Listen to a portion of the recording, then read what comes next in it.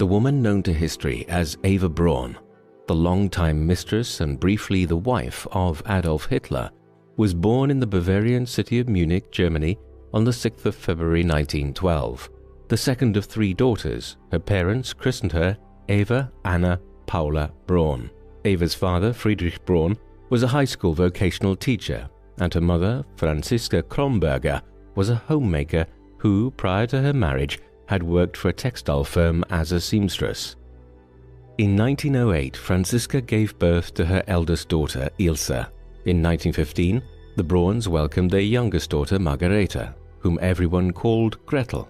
The Brauns had a difficult family life, but Eva maintained fairly close ties with her parents and sisters throughout her adulthood, most particularly her younger sister Gretel. Eva's family faced challenges similar to many of their fellow Germans during the early 20th century, including the upheaval of the First World War and the accompanying economic hardships. Friedrich Braun enlisted voluntarily when war broke out in 1914, serving first in Serbia and then in a hospital in Würzburg until 1919. When he came home, Friedrich and Franziska's marriage promptly fell apart. Eva was just 6 years old when her father came home from the war, and she probably had little or no memory of him prior to his return. Like so many women during wartime, Franziska had coped alone with her three daughters during her husband's absence. The exact reasons for the Brauns' marital discord are unclear, but perhaps the couple's near-complete separation for almost the entirety of the war contributed to the decision to separate permanently. Perhaps Friedrich, like so many men who witnessed the horrors of modern warfare for the first time between 1914 and 1919, had suffered trauma which his marriage could not withstand. One recently published biography of Eva Braun claims that her father struggled with alcoholism, adding another dimension of pain to the picture of the Brauns' family life. Whatever the reasons, Friedrich and Franziska finalized their divorce in 1921.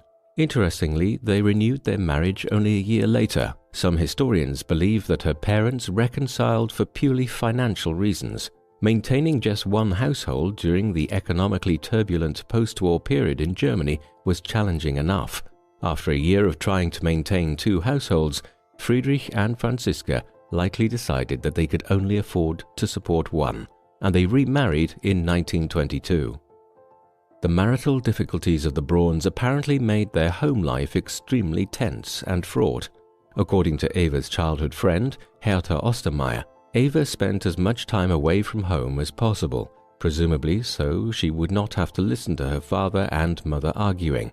She apparently spent so much time at the Ostermeyers' house as a child that she even called Herta's parents mother and father. Like many other struggling German families, the Brauns' financial circumstances began to improve markedly by 1925, thanks to the infusions of American money flowing into Germany as a result of the Dawes Plan of 1924. Friedrich, Franziska and their daughters moved into a much nicer apartment and were even able to afford a car. Unfortunately, improvement in the family's material circumstances did not serve to improve the Brauns' marriage, and they evidently remained unhappy together. Notably, all three of their daughters effectively left home as soon as they reached the age of majority. Some of Eva's biographers note that she struggled with depression throughout her adolescence and into her early 20s, perhaps partly owing to her turbulent family life. Eva spent her childhood in Munich attending a local elementary school and later a Catholic lyceum in the city. She was a decent student, but an exceptionally strong athlete who loved any and all sports, which she continued to enjoy throughout her adulthood. In 1928, when she was 16, she left home to attend the Marienhoer Institute, a Catholic vocational school at Simbach am Inn. She spent 1 year at the institute, studying domestic arts and secretarial skills, including bookkeeping and typing. Eva received an education which was quite good for a girl from a lower middle-class German family at the time. An education designed to prepare her for marriage, but one that also gave her practical job training so that she could just as easily support herself. Secretarial skills were highly valuable in the young women's job market, and Eva was able to secure a position quite soon after graduation. In 1929, she responded to a newspaper advertisement for a shop assistant at the photo studio of Heinrich Hoffmann, the unofficial photographer and propaganda photojournalist for the Nazi Party. Eva worked behind the counter at the shop, selling postcards, photographs, and cameras, as well as managing the store accounts and inventory. Over time, Hoffmann also trained Eva in the skills and processes of professional photography, including how to operate all of the equipment and how to develop photographs. The career of a professional photographer was a rare and privileged one for a young woman in 1930s Germany, and Eva continued to work for Hoffmann as a photographer for the propaganda wing of the Nazi Party for the next decade and more. And it was in this niche that she continued to explore and develop her chief interests, including media, the fashion and beauty industries, cinema, and popular culture. It was not long after she first began working at Hoffmann's studio that Eva Braun first met Adolf Hitler. The exact date is unknown, but one of Eva's biographers recounted the following anecdote of their first meeting, although it should be noted that the sources for this historical account are not very well documented. Reportedly, sometime in October of 1929, when closing time was approaching, a tall, middle-aged man with a short, thin mustache walked into Heinrich Hoffmann's shop. Hoffmann introduced the visitor to Eva as Herr Wolf and asked her to run out and fetch some beer and sausages. Then all three sat down to eat while Hoffmann chatted companionably with the so-called Herr Wolf, who, throughout the meal, seemed unable to stop staring at Eva. When he rose to leave, he offered her a ride home in his Mercedes, which she politely declined. "Haven't you guessed who that gentleman is?" Eva's boss asked her as soon as their guest had departed. "No," she replied. "Don't you ever look at our photos?" Hoffmann asked incredulously. "It's Hitler, Adolf Hitler." Being a native of Munich, Eva of course knew all about the aggressively populist leader of the NSDAP, whose political power and reputation had only grown throughout the previous decade. Heinrich Hoffmann was not only Hitler's personal propaganda photojournalist, but a close family friend who remained part of the dictator's intimate inner circle to the end. Because so few personal letters or writings survive from either Adolf Hitler or Eva Braun that might shed light on the details of their relationship, her biographers have relied heavily on the post-war testimony and memoirs of those who survived the war, including Hoffmann's memoirs. According to Hoffmann, Hitler did not seem very interested in Eva initially, though Hoffmann claimed that Eva's regard for Hitler was obvious. One biographer speculated that the 17-year-old Eva, whose home life had long been difficult and unhappy, was attracted to the projected authority of a father figure, which Hitler may have represented for her. Perhaps it was his regional celebrity that impressed her. As inconceivable as it seems to most observers today, Eva may even have found him handsome, as indeed many women in 1930s Germany did. But Hitler may have been more interested in Eva than he was willing to admit to Hoffmann. Despite his chief photographer's later claims about Hitler's initial lack of interest in Eva, he was apparently interested enough to order a discreet investigation into Eva's background. As early as 1930, only months after meeting her, Hitler had privately asked his secretary, Martin Bormann, to investigate whether Eva's ancestry was fully Aryan, which it apparently was. Believing that a large part of his popularity stemmed from his decision to remain a bachelor, Hitler probably kept his feelings hidden, if he had any, for Hoffmann's young employee. Hoffmann's daughter, Henrietta, remembered Eva remarking that every time Hitler came into the studio after their first meeting, he seemed to have time for a chat with her. He sometimes brought her small gifts or offered to drive her home. Yet 2 more years would pass before the relationship became more serious. At the time of Hitler's first meeting with Eva Braun, he was living with his 21-year-old niece, Geli Raubal, the daughter of his half-sister Angela. The nature of this relationship is still unclear, and some historians have characterized its dynamics as sexually codependent, if not overtly intimate. But whatever else it was, the relationship was certainly highly controlling and restrictive for Geli. She had moved in with her uncle at the age of 17 to attend school in Munich and continued to live with Hitler for several more years after failing to complete her studies. she had a brief love affair with Hitler's chauffeur Emil Maris in 1927. Enraged, Hitler had fired Emil and dramatically restricted his niece's activities and freedoms. He kept her home, away from friends and visitors, and assigned a guard to accompany her anywhere she went. In the fall of 1931, when Hitler was away in Nuremberg, Gaily Raubal is believed to have committed suicide by shooting herself in the chest with Hitler's own Walther pistol. It was rumored that the two had quarreled over a young man from Linz in her native Austria that Gaily wanted to marry. Hitler had apparently forbidden the marriage, leaving his Munich apartment in a rage. Gaily's death was a major scandal for Hitler, and his political opponents did not waste the opportunity to suggest that an incestuous and abusive relationship had driven Hitler's niece to her death. It was even suggested he might have arranged her murder himself. Most historians, however, tend to reject this last suspicion. According to most accounts, Hitler was devastated by Gaily's death. He reportedly kept her room in his apartment just how she had left it, and kept portraits of her in all of his private residences until his own death. However, the observer should not ignore the reality that this highly publicized personal tragedy did much to win Hitler greater sympathy with his political supporters and help facilitate his rise to national power during the following year. Within weeks of his niece's passing, Hitler began to spend a good deal more time with Eva Braun. Because Eva worked for Hoffmann, Hitler's close friend, it was made easier for him to carry on an extremely discreet relationship with her. He took her out occasionally for a meal or a movie or to the opera, but more frequently, Eva's employment with Hoffmann made it possible for she and Hitler to meet more privately, either at the shop after hours or in Hoffmann's own home. According to multiple sources, including Hitler's housekeeper, by 1932, Eva was spending nights at his apartment whenever he was in Munich. Hitler was adamant that he should never marry or carry on a romantic relationship in the public eye.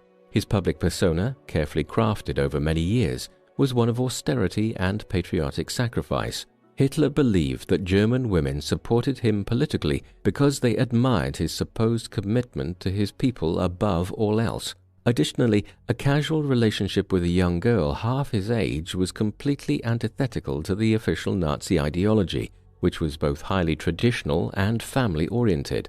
He was, therefore, resolved to keep his relationship with Eva Braun both informal and secret, believing that if he married, his female supporters would find him less attractive, and the German people would cease to view him as a lonely and lofty figure dedicated only to Germany. But Eva was evidently not satisfied with being Hitler's part-time secret girlfriend.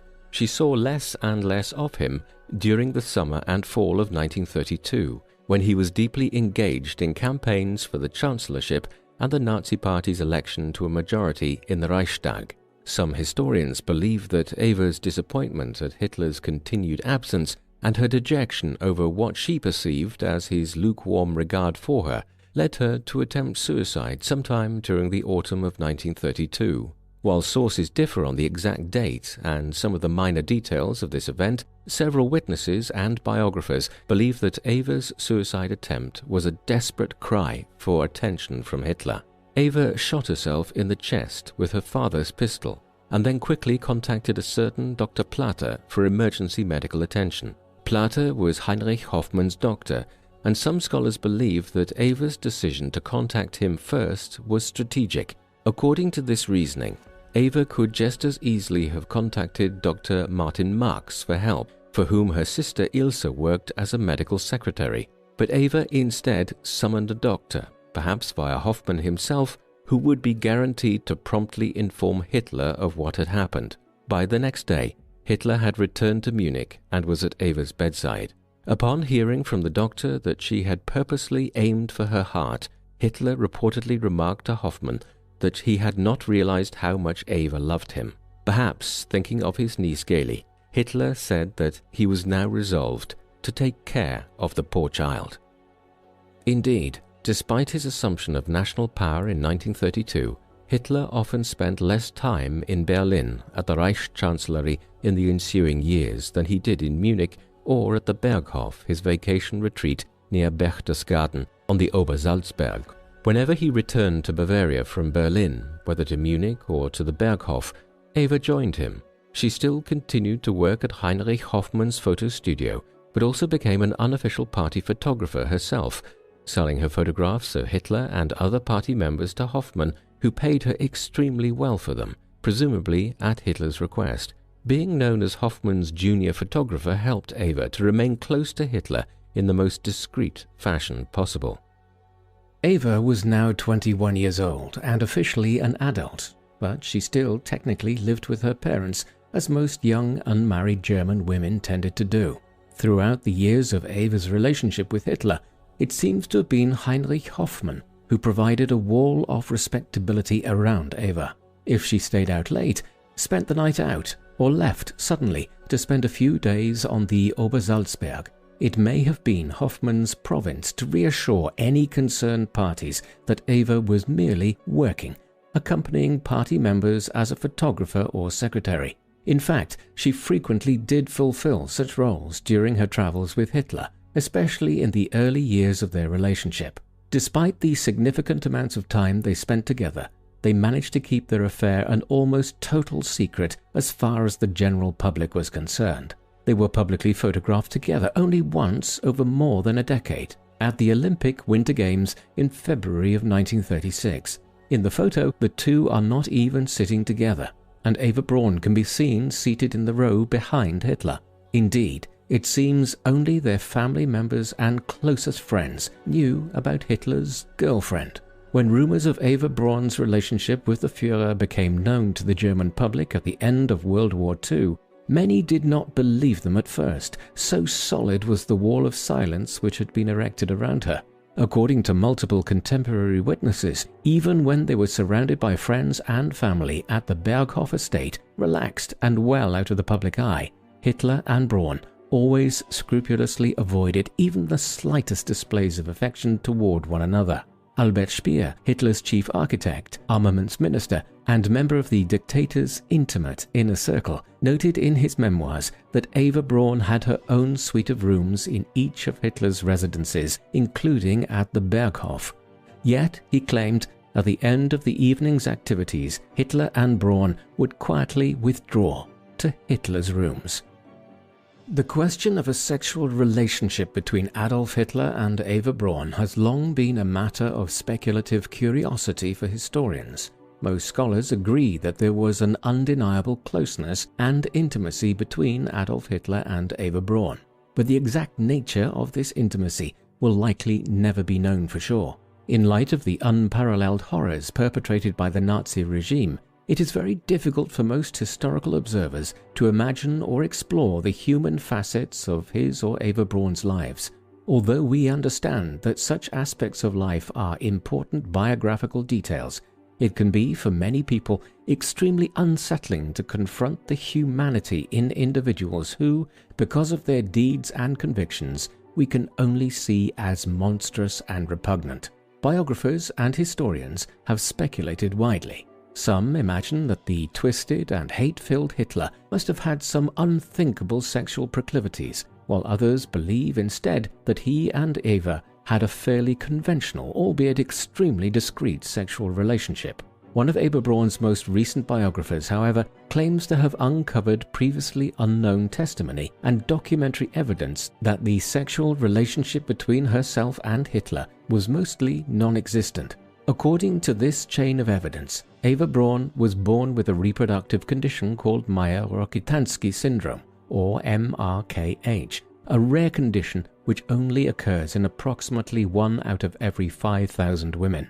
If this is correct, it is quite possible that Adolf Hitler and Eva Braun had no sexual relationship, because many women who live with MRKH find sex extremely painful, depending on the particularities of their individual condition.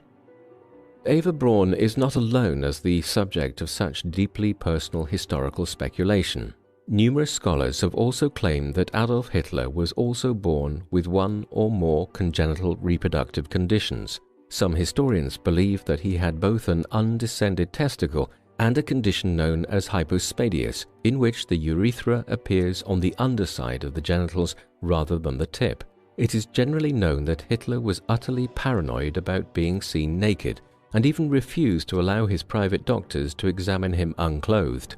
He disliked being touched unless he instigated it, and both he and Eva Braun shared an intense cleanliness fetish. Hitler pursued so few romantic relationships in his life, none of which can be fully confirmed. So it does seem possible that extreme self-consciousness about his body might have played a part in his determination to remain single. If it was indeed the case that Hitler and Braun had a virtually sexless relationship, it makes the seemingly long-standing bond between them even more interesting. Some might look upon the relationship as a mutual refuge from the sexual expectations that other potential partners might have had. Other scholars suggest that Hitler used Eva, her devotion, and her obvious love for him to project the appearance of an active and socially conventional sex life to members of his inner circle. We can speculate, but the full truth of the matter may never be known. As well as the potential physical health issues she may have suffered, Eva Braun also experienced mental health problems, including depression and suicidal ideation. Indeed, Eva attempted suicide a second time in 1935 by taking an overdose of sleeping pills. Historians and biographers have pointed to Hitler's non-committal treatment of Eva during the early years of their relationship to help explain why she might have made the second attempt. A fragmentary document purporting to be Eva Braun's diary, which she supposedly kept during the spring and summer of 1935, reveals that she saw very little of Hitler during these months, and that his lack of commitment to her seemed manifest. It is unclear whether this diary is indeed genuine, for scholars disagree about its authenticity. Eva's older sister, Ilse, examined the document many years later, and apparently believed the handwriting to be that of her sister's, but a few historians are still unconvinced. Hitler's distant manner with his girlfriend was remarked upon by others as well. In his memoirs, Albert Speer noted Hitler's treatment of Eva Braun during the early years of their relationship with distaste. Instead of extending to her the same refined Viennese manners he seemed to show toward other women of his acquaintance, he seemed dismissive and even disrespectful towards Eva. Speer observed that on one occasion Hitler did not even kiss her goodbye or take her hand. When she was departing the Berghof, he simply handed her an envelope which presumably was filled with money. After her second suicide attempt, which many historians tend to view as another bid for Hitler's attention, Eva seemed to advance even further in Hitler's favor. According to her alleged diary, Eva was relieved that she would soon no longer have to play the part of a shop girl for Hitler was going to buy her a house in Munich. In 1935, at the age of 23, Eva officially moved out of her parents' house, and her sister, Gretel, moved in with her. Whatever the true nature of their relationship, it is clear that Eva Braun did come to play a central role in Hitler's life. Despite the fact that she was kept out of sight during most formal or diplomatic functions, she was soon established as the undisputed mistress of the house, even if only to people in the know. Much of the information about their relationship comes from letters, post-war testimony, and memoirs from Eva Braun's family and friends, as well as from Hitler's inner circle of military adjutants, secretaries, private doctors, and high-ranking Nazi officials. These individuals were those received most often by Hitler at the Reichschancellery in Berlin, and were also frequently invited to the more relaxed atmosphere of his Berghof estate. This so-called royal court around Hitler included Joseph and Magda Goebbels, Albert and Margarete Speer, Martin and Gerda Bormann, Heinrich and Erna Hoffmann, and their daughter Henrietta with her husband Baldur von Schirach. The combined documents and testimony from the members of Hitler's royal court reveal a highly narcissistic and insecure man at the very center of it all, a man who dominated every conversation with self-important rambling monologues, and one who could not bear to be challenged or contradicted on anything. Yet several of these witnesses report that by 1935, Eva Braun's position in Hitler's good graces appeared nearly unassailable. She was the only member of his inner circle who dared to remonstrate with him regularly about anything. She had begun, by all accounts, as a quiet, modest, and unassuming presence among Hitler's milieu in Munich and at the Berghof. But over time, she apparently gained confidence as her influence with Hitler grew. This should not suggest that she inserted herself into political or military discussions or attempted to advise or intervene in such matters. Virtually no account describes her doing such a thing, and multiple witnesses claim that she, in fact, had little interest in politics. She did seem, however, to be the only person in Hitler's life who could get away with interrupting him. She rolled her eyes at him when his long rants and diatribes bored her, or seized the initiative to direct the amusement of everyone assembled whenever she found the current activities tiresome. No other members of the royal court could have or would have dared to behave in such a way in Hitler's presence. In the early stages of World War II, when certain goods were being rationed or banned across Germany, Hitler instructed that a ban be placed on makeup and other beauty products. Eva Braun was apparently outraged and remonstrated with Hitler indignantly, after which the dictator amended his original ban to a simple halt on domestic manufacturing. Hitler refused to allow even his own sister Angela, Gailey's mother, to criticize his girlfriend. Angela, who had made no secret about her marked dislike for Eva Braun, distanced herself from her brother soon after Eva became a permanent fixture and de facto mistress of the house at the Berghof. She remained the only regular resident guest able to invite whomever she pleased to the estate, and the guests present usually included a number of her friends or family members, such as her sister Gretel Braun or her childhood friend Hertha Ostermeier and Hertha's husband and children. It is very likely that Eva's privileged position made some of the other members of Hitler's royal court dislike her as well. Various observers who survived the Second World War and the collapse of Nazi Germany described her in ways which varied widely. A few described her as lively and charming, a glamorous and gracious hostess, and utterly devoted to Hitler. Quite a few others described her more negatively, using adjectives like feather-brained, spoiled, and selfish. Albert Speer once observed that she seemed to be devoted only to pleasure, and remarked disdainfully that all members of Hitler's entourage were even required to kindly put up with her two awful little Scottish terrier dogs, Negus and Stasi. Another interesting adjective frequently used by members of Hitler's royal court to describe Eva is apolitical, and the use of this particular description, according to one biographer, is very telling. After all, what is the one burning question that students of history are likely most curious about when it comes to Eva Braun? The question is, did she know? Some historians have been quick to point out that neither Eva Braun nor any members of her family ever actually joined the Nazi Party. However, other scholars believe that it was Hitler's idea to make sure Eva Braun never joined the party. Members of his family, including his sister Angela, never joined the party either.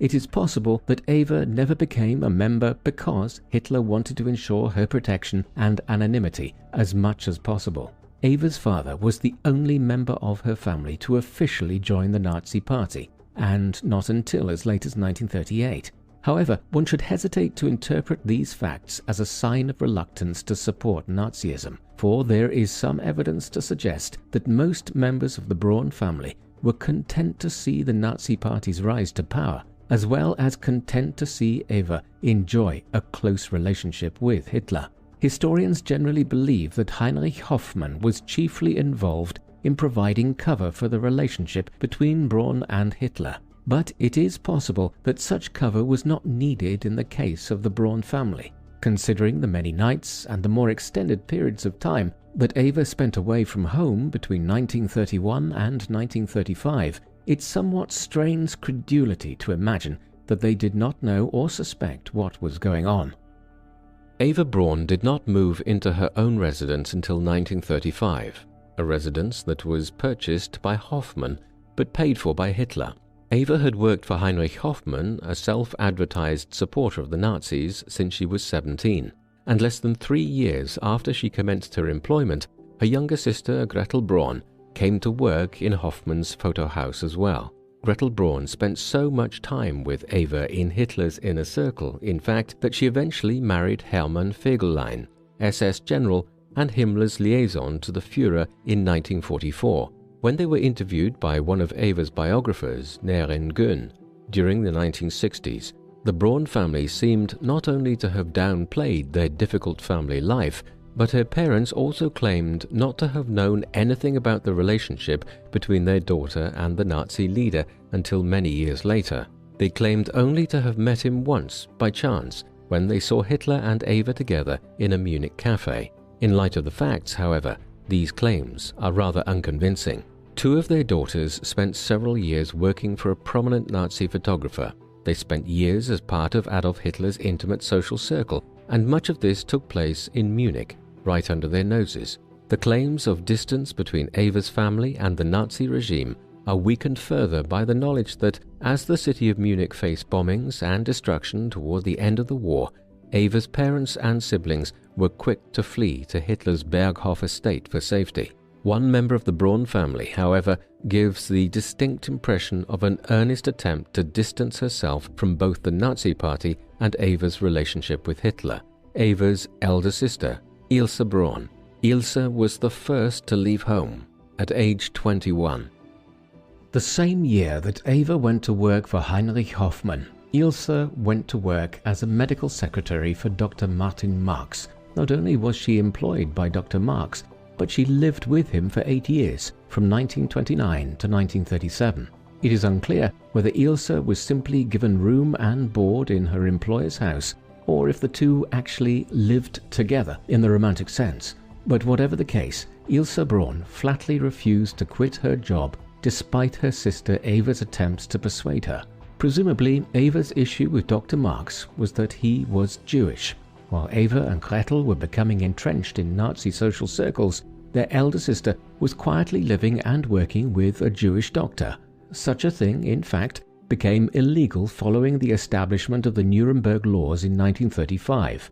No person of Aryan ancestry would be permitted to enter into any personal or professional relationship with a person of Jewish ancestry. Yet Ilse continued to work for Dr. Marx for a further 2 years, only leaving her job when it became clear that Dr. Marx was going to lose his license to practice medicine in Germany, as all German Jewish doctors eventually did. Dr. Marx emigrated to the United States in 1938. It was most likely Eva Braun's influence with Hitler that helped Ilse secure her next job, secretary to Albert Speer. Ilse, however, stayed in this position only 6 months. She went on to become a journalist. Unlike her younger sisters, her professional and personal life showed little inclination toward Nazism, which was something that her work colleagues noted about her as well. All this being said, it is highly likely that everyone involved with the Nazi regime, including Eva's family, knew more than they cared to admit later on, when the war was over. So the question still remains, did Eva Braun know about the Holocaust? 8 decades later, that question still remains definitively unanswered. To Westerners, Adolf Hitler is undeniably the most ubiquitously well-known, condemned and reviled figure of the 20th century. The dehumanization and genocide of millions of European Jews and other groups targeted by the Nazis are arguably among the most heinous crimes and greatest tragedies in world history. As one of the individuals closest to Adolf Hitler, naturally we wonder just how far her knowledge of the depravity of Hitler's regime extended. But importantly, how can we ignore the fact that the testimonies about Eva Braun come from some of the most prominent members of the Nazi regime? One must concede that after the war was over and the Allies had emerged victorious, these individuals had every reason to give testimony and write memoirs that downplayed their adherence to a hateful and racist ideology, as well as downplayed the extent of their participation in a sadistic and brutal regime, the painful legacy of which is still deeply felt today. Most members of Hitler's inner circle who survived the war insisted that Eva Braun was apolitical. Indeed, they insisted that Hitler, his adjutants and fellow party officials never even discussed policy or military matters in front of the women. This claim, notes one biographer, appears patently self-serving. If one can create the image of a don't ask, don't tell atmosphere within Hitler's inner circle, then the claim that they did not know the full extent of the regime's crimes until after the war becomes more believable. Although Hitler's hideous final solution was, admittedly, known to relatively few people during the war, some historians now reject the notion that those closest to Hitler, including Eva Braun, could have been kept fully in the dark about what was happening in the forced labor and death camps. Eva Braun and the rest of Hitler's inner circle were certainly well informed about Hitler's determination to eradicate all European Jews. Anti-Semitism was a concept which was fundamental to the party line of the NSDAP. Hitler outlined his poisonous rhetoric very clearly in Mein Kampf and reiterated precisely the same ideas in his last will and testament just hours before his suicide. All of these individuals were present for the 1935 convention in Nuremberg. They saw even more restrictive laws passed against German Jews who had already been removed from civil service and public service jobs, had been subjected to a state-sponsored economic boycott, and to open persecution and violence in the streets.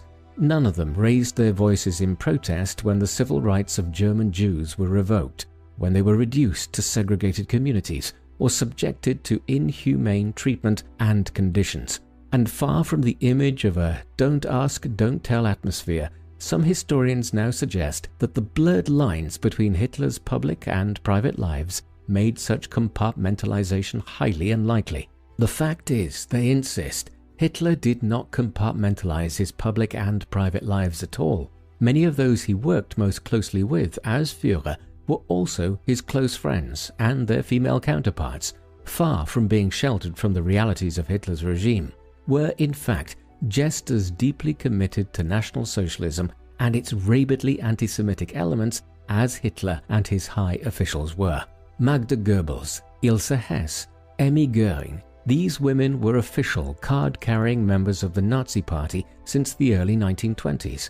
Magda Goebbels, in fact, was such an influential public voice among female members of the Nazi Party that for many years she was viewed as the de facto First Lady of National Socialism since Hitler remained unmarried.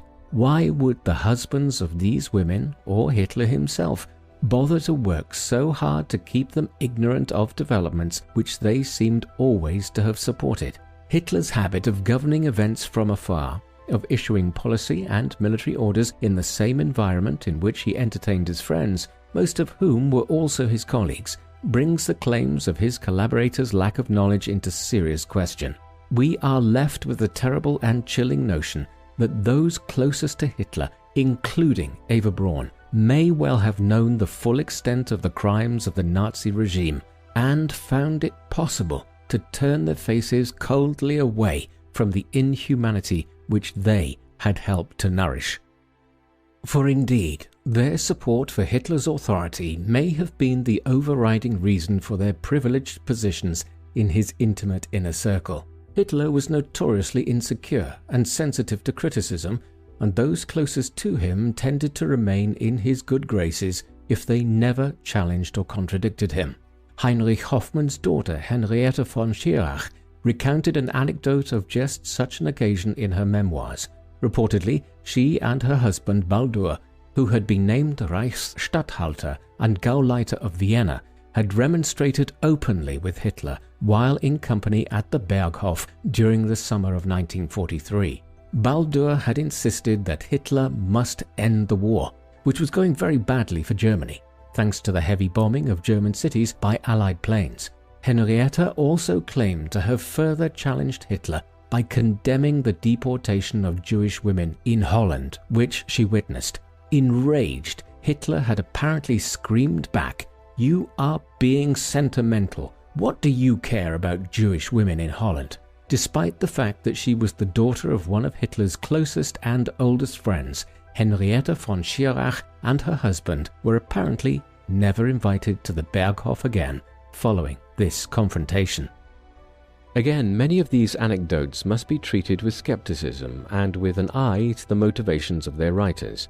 Some historians have observed that Henrietta's memoirs, as well as the writings of Hoffmann, Goebbels and Speer, often show attempts at personal exoneration for participation in the crimes of the Nazi regime. But in addition, and more importantly, they reveal that Hitler valued sycophants above all others, What historians have referred to as the cult of the Führer strongly influenced Hitler's image for all of his supporters. Power and favors were given to those who demonstrated the kind of blind faith and absolute loyalty that he seemed to value above all other qualities. And if there is one thing about which all of these witnesses could later agree, it was that Eva Braun's commitment to Hitler to live only for him seemed complete and undeniable. Perhaps this was the reason why she seemed to hold the most privileged place in his life. Throughout the years of World War II, even as Hitler spent more extended time than ever away from Bavaria, and everywhere the privations and brutality of war became steadily more apparent, Eva Braun continued to live an absurdly privileged and luxurious lifestyle in Munich and at the Berghof. She continued to go on pleasure trips with her family and friends, skiing in the mountains or sunning herself in an Italian villa. In a period of rationing and bans on goods, she had access to a seemingly bottomless supply of champagne and fine food, to expensive designer clothing and jewelry, and tailor-made cigarettes. When lively discussions at the Berghof turned uneasy with references to ruined German cities and the Soviets advancing inexorably from the east, Eva would be the first to brightly suggest an outdoor picnic and a swim at nearby Lake Koenigsee, or a fun, if mildly undignified, parlor game.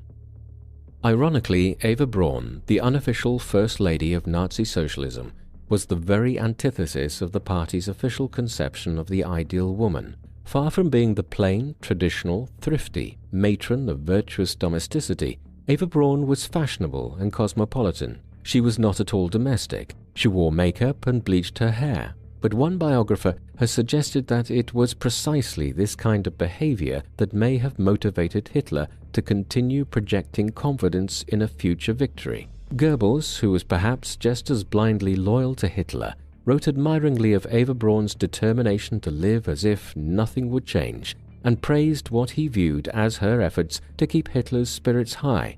As little as Eva Braun conformed to the National Socialist ideas of womanhood, a further ironic and interesting point is that neither did Hitler adhere to the image of virtue he had cultivated for himself as the Führer, or live by the virtues he extolled to the German people. He saw himself as bohemian and intellectual, appreciating art, architecture, music, theatre, opera, and philosophy. Yet his regime persecuted artists and muzzled intellectuals who refused to conform to party lines. He sometimes seemed as committed to pleasure as Eva was, and officials like Himmler bemoaned the difficulty involved in getting him to respond to communications or make prompt decisions.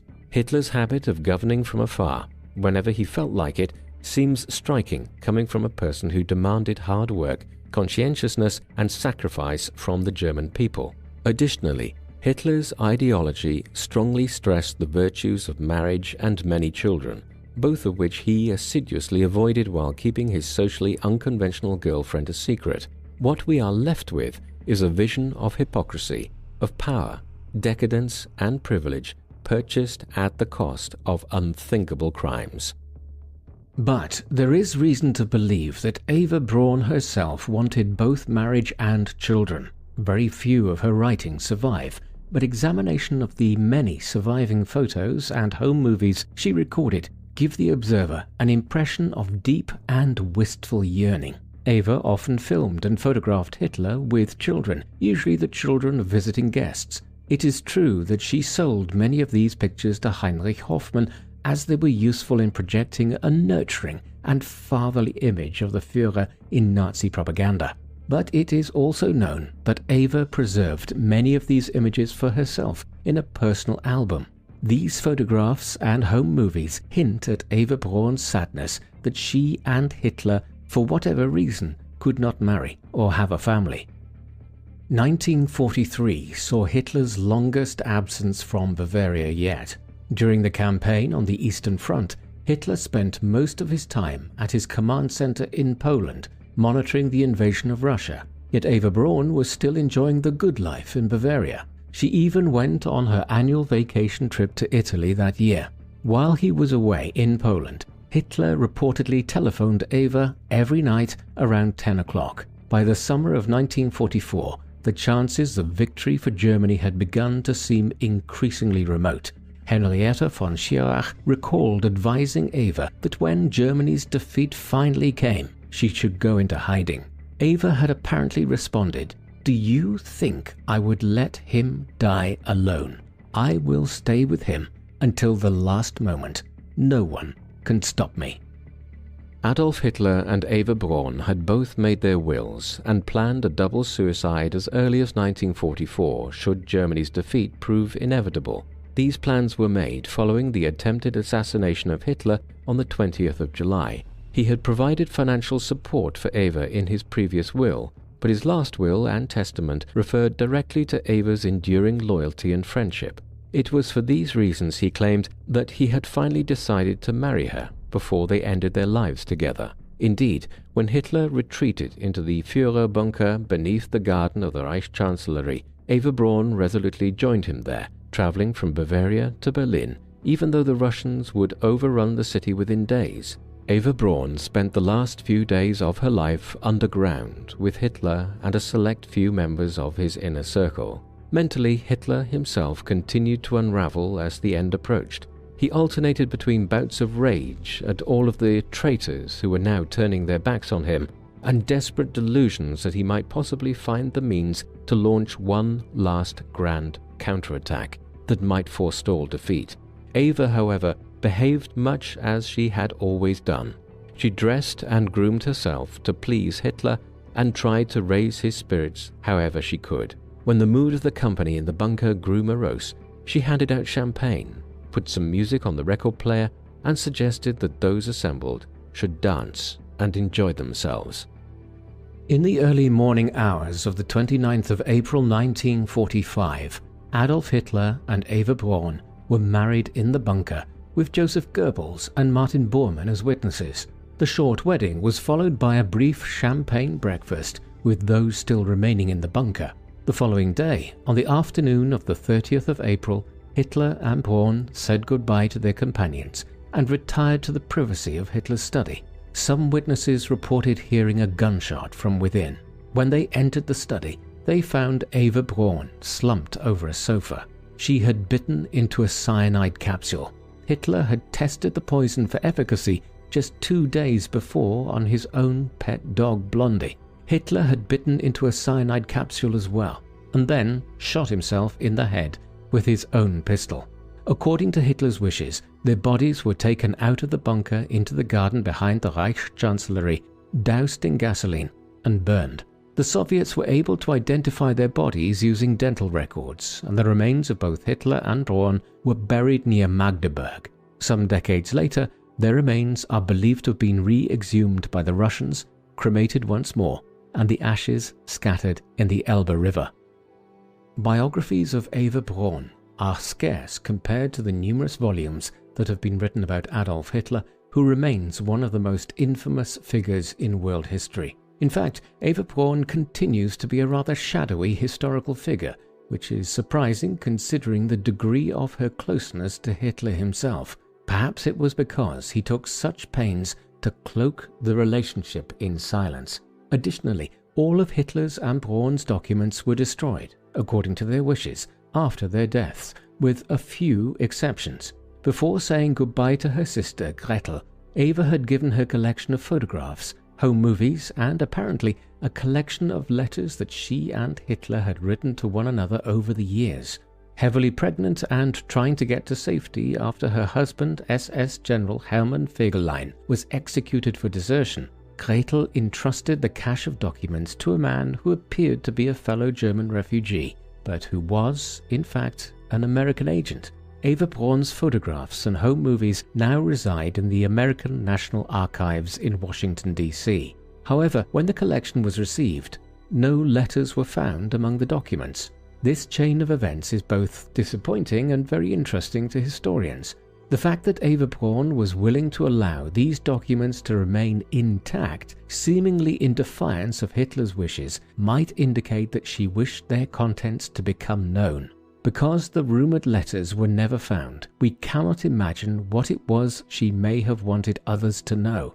But perhaps it was that she ultimately demonstrated with her life and the manner of her death that she loved Hitler and that her loyalty to him was complete. Perhaps she wanted to make sure the world knew that he had cared for her too, that she had been important to him after so many years living in anonymity. Some scholars can find it in their hearts to pity her, a young, impressionable girl who wasted herself, her life, and her love as the anonymous companion of a monster. Others are not so willing to empathize and can only revile her as the worst sort of collaborator, a blindly faithful sycophant who probably understood fully the unthinkable price of the luxury and privilege in which she lived. Despite the completion of multiple biographies about her, few of them have added significantly about what was already known about Eva Braun. She remains stubbornly and fundamentally unknowable, since few other sources besides her photographs and homemade films remain. These offer us a silent and haunting window into her world, a world of glamour and privilege that stands in sickening contrast to the brutality perpetrated by those closest to her and, at the very least, tolerated by her. The smiling faces of those in the foreground of her pictures seems to be set against an invisible backdrop in which the silhouettes of countless murdered millions stand mute, waiting expectantly for justice. What do you think of Eva Braun? Was she an innocent young girl with little interest in politics, or someone who knowingly benefited from the atrocities committed by the Nazi regime? Please let us know in the comment section. And as always, thank you very much for watching.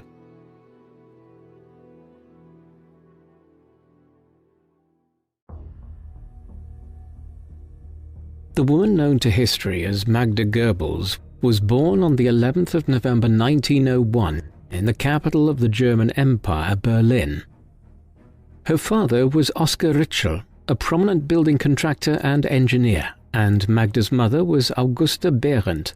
Magda's parents were not married when she was born, and although they subsequently did marry each other, the union did not last long, and they divorced before Magda was 4 years old. Consequently, she did not have any siblings growing up, and, as we will see, her younger years were considerably disrupted by her parents' divorce at a time when marital separation was still relatively uncommon. Following her parents' divorce in 1905, Magda was quickly packed off in 1906 to Cologne, the city at the heart of Germany's industrial region in the Rhineland in the west of the country. Her father had relocated there for work, and her mother seems to have been unable to support Magda and sent their only daughter to live with him there. However, this arrangement too only lasted a brief time, for in 1908 Augusta Behrendt married Richard Friedlander, a member of a family of wealthy Jewish merchants who lived in Berlin and who specialized in leather goods. Richard's family had extensive business connections throughout Western and Central Europe, and he had lived primarily in Brussels since the late 1890s. Thus, when he and Magda's mother married in 1908, they relocated to the Belgian capital. Augusta quickly requested that Magda be sent to live with her, a petition which her father assented to. Additionally, Richard Friedlander soon adopted Magda, and she took his name. Thus, the woman who would later become known as the First Lady of the Third Reich grew up with a Jewish surname. However, she was educated at the Ursuline convent at Vilvoorde near Brussels, thus ensuring that she was raised primarily as a Roman Catholic, while some have suggested that later contact with her biological father in Western Germany may have led her to inculcating some Buddhist thought, a peculiarity at a time when Asian religious and philosophical systems were considered a subject of exclusively academic inquiry in Europe, rather than anything one might adopt elements of in their own lives. Magda's youth was once again interrupted in 1914. After years of growing tensions between the great powers of Europe, war erupted in the late summer that year after a regional political crisis in the Balkans escalated into a pan-European war. It soon reached even further afield and would become known as the First World War.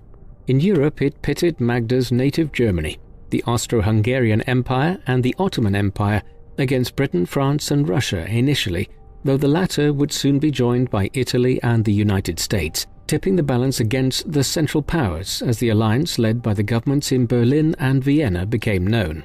Because of their German ethnicity, Magda, her mother, and her adopted father were forced to leave Brussels following the outbreak of the war. Belgium had been invaded by Germany just days after the conflict erupted, as a way of striking against France without having to go through the extensive French defences in eastern France. As a result, the Friedlanders returned to Berlin, though the marriage did not survive the chaos caused by this latest shift in their affairs. By the end of 1914, Augusta and Richard had divorced, and Magda was once again raised for a time by a single mother.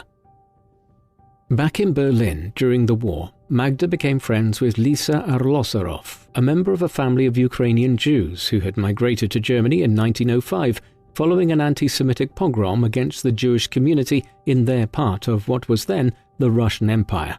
They eventually settled in Berlin and were ordered to stay there or face deportation as Russian-born citizens when the First World War erupted.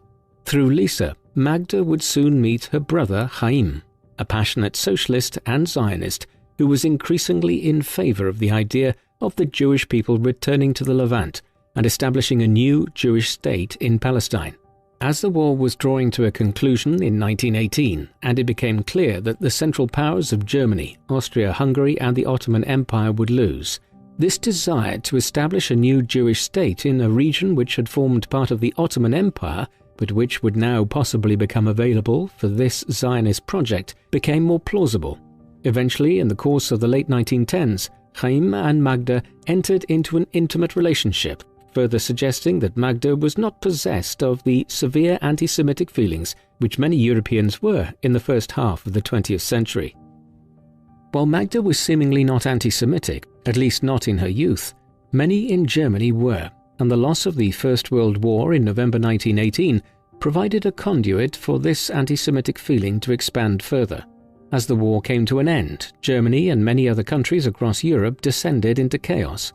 In Germany's case, this took the shape of a number of regional insurrections to try to establish communist or ultra-nationalist governments in cities like Berlin and Munich. Many of the latter were suffused with anti-Semitic views, parties such as the German National People's Party and the German Workers' Party. They also wished to overturn the post-war settlement, much of which had been imposed on Germany by the main victors in the war, Britain and France. Far from being magnanimous in victory, the governments in London and Paris had imposed crippling terms on Germany through the Treaty of Versailles, which brought the war between their nations to an end. Not only was Germany stripped of large amounts of territory, primarily in the east, but massive war reparations payments, which would take decades to pay back, were imposed, and Germany was further reduced to a second power status by having major restrictions imposed on its military and being forced to accept the occupation of the industrialized Ruhr and Rhineland regions of Western Germany by French and Belgian troops. All of this led to several years of pronounced political unrest in Germany between 1919 and 1923, much of it driven by war veterans disillusioned by events and willing to see Germany's plight being the result of a vast conspiracy perpetuated by an alliance of Jews and communists. Magda was, however, insulated from the unrest which was striking much of Germany in the early 1920s, for in 1920 she had met Günther Quandt, a German industrialist. Quandt was nearly twice Magda's age, having been born in 1881, but he was very rich. The Quandt family acquired a number of lucrative contracts to supply the German military with uniforms and other materiel during the war, and once the conflict ended, Günther had used the capital generated during the mid-1910s to acquire stakes in a number of companies such as BMW, a car manufacturer which was originally founded in 1916 to develop airplane engines for the nascent German Air Force. He and Magda married in 1921 after a short courtship, and within a few months a son named Harold was born on the 1st of November 1921. It was, though, an ill-fated union. Magda, in her early 20s, soon drifted away from Günther, who was in his early 40s, and often away from home on business. Moreover, Quandt had 2 biological children from his previous marriage and had also adopted 3 children after a deceased friend had passed. As altruistic as Günther's actions might have been, Magda resented having to suddenly raise 6 children while her husband traveled Germany and Europe. Magda and Günther's marriage continued to deteriorate in the years that followed.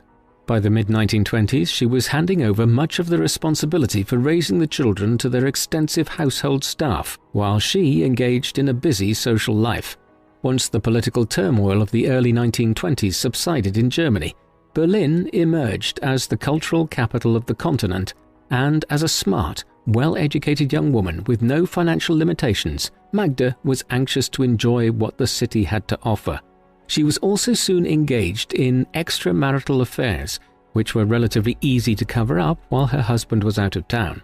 The subterfuge could not last forever, though, given her husband's extensive business connections around Berlin. Thus, eventually in 1928, Günther learned of one of her relationships with a student nearer her own age.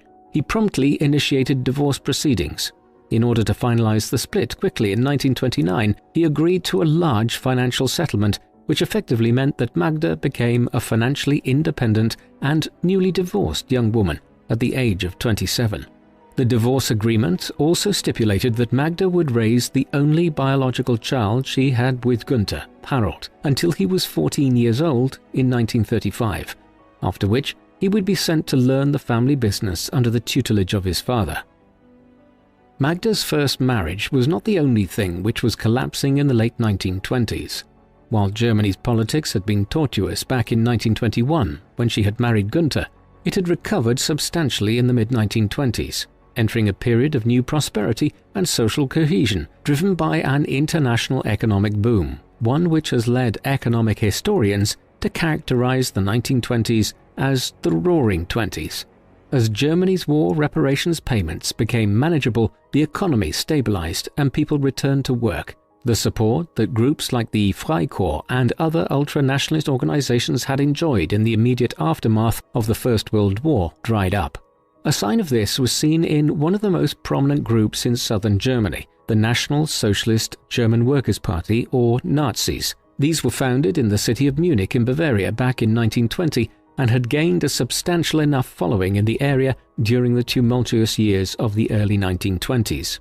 However, when they attempted an insurrection to seize control of Munich in November 1923, it failed to ignite popular support and was quickly suppressed. Moreover, when their organization was re-legalized in 1925, they could only ever obtain a minuscule vote in German national elections. The days of extremist politics seemed to have left post-war Germany. 1929 changed all of that. Right around the time that Magda's divorce from Quandt was finalized, the economic boom of the 1920s came to a crashing halt as the stock markets on Wall Street in New York City were hammered throughout the autumn. Within weeks, a seismic ripple was spreading across the Americas and Europe as economies were shaken to their core. The Great Depression, a period of several years in the early 1930s when tens of millions of people lost their jobs, their life savings, and their economic prospects, followed. Germany, which still had its massive war reparations payments to contend with, was particularly badly impacted, and as the economic damage spread, Germans began once again turning to the extremist politicians they had once viewed as plausible contenders for power 10 years earlier. Incredibly, when new Reichstag elections were held in September 1930, the Nazis increased their share of the national vote from just over 2.5% in 1928 to over 18%, making them the second largest political party in Germany. By 1931, they were growing to unprecedented heights, and every German seemed to be considering joining the Nazis or attending a party rally to see what their leader, Adolf Hitler, had to say about Germany's plight. Magda was an early convert to this new political party. She had begun taking an interest in the Nazis in the summer of 1930, attending meetings in Berlin. It was here that she first heard Joseph Goebbels, the head of the propaganda wing of the party and the regional leader of the Nazis in Berlin for several years, speak at an event. She was evidently taken by his gifts as an orator and began volunteering at Goebbels' office in the capital. Under an entry for the 7th of November 1930, Goebbels noted in his diary that Magda was reorganizing his papers in his office. He had clearly taken a liking to her, and they began casually seeing each other. but this does not appear to have turned into a committed courtship until February 1931, while talks of their possible marriage had begun by the late spring. That Easter, they visited Hitler in Bavaria, while Joseph started to try to cultivate a relationship with Magda's son from her marriage to Quandt, Harold. As their courtship developed that summer, Magda's large apartment in Berlin even became a meeting point for some of the higher-ranking members of the Nazi Party, with Hitler visiting there on occasion. It was the beginning of her entry into the world of the party, which would soon come to dominate Germany. Magda and Joseph's relationship was certainly not without its problems. As early as April 1931, ominous signs were developing. They argued regularly from the very earliest days of knowing each other. A familiar pattern emerged in this. Magda would go missing for a while, not returning his calls as she visited friends or was otherwise indisposed. Then Goebbels would become incredibly jealous and controlling. All of this was compounded as he became aware of the fact that her first marriage had come to an end on the back of Magda's infidelities. He would find it difficult in the months that followed to overlook this, and matters were not helped by the fact that Hitler himself seemed to have taken an interest in Magda after meeting her on several occasions. How much of this was real and how much of it was Goebbels' imagining is hard to say, but the relationship continued to be strained into the autumn of 1931, with his jealous outbursts creating tension. Yet these episodes were punctuated by weeks in which everything went smoothly, and in September they determined to move the date of their proposed marriage closer.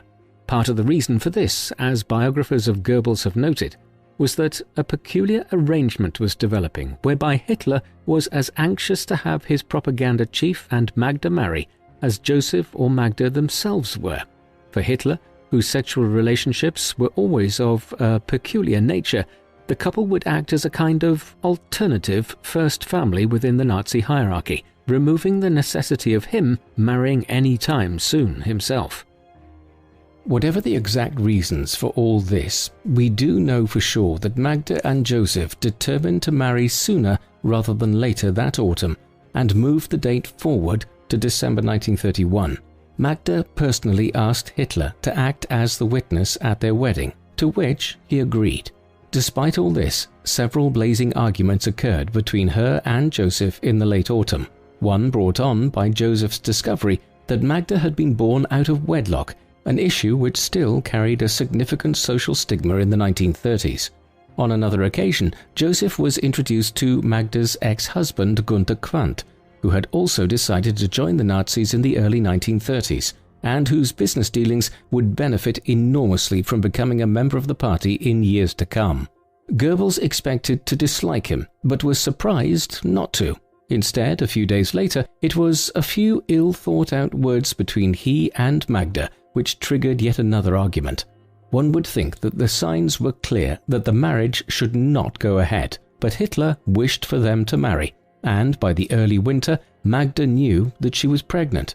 And so it was that on the 19th of December, Magda and Joseph Goebbels were married at a Quandt family estate, which Magda had acquired the use of in her divorce settlement in Severin in Mecklenburg. Hitler acted as a witness, with Goebbels' sister Maria acting as a bridesmaid. Married life would prove just as tempestuous as their courtship and engagement had been. Magda and Joseph were married just as the Nazis were nearing the precipice of power in Germany. The party membership had continued to grow exponentially in 1931 and into 1932, but without fresh Reichstag elections, its new popularity could not be translated into dominance of the political system. That opportunity finally presented itself in July 1932, when new national elections were held. In these, the Nazis emerged as the largest party in the country, garnering 37% of the vote and winning 230 seats in the Reichstag. Still, the centrist parties tried to prevent their rise to power, cobbling together a minority government of technocrats. However, this could not function effectively, and as the economic situation continued to deteriorate, an impasse was reached by the start of 1933. That January, an agreement was struck amongst elements of the centre-right of the political establishment, whereby Hitler would become Chancellor of Germany, and several ministerial briefs would be granted to senior Nazi political figures. The idea was for a broad coalition to try to temper and control the Nazis in government, but this proved farcical.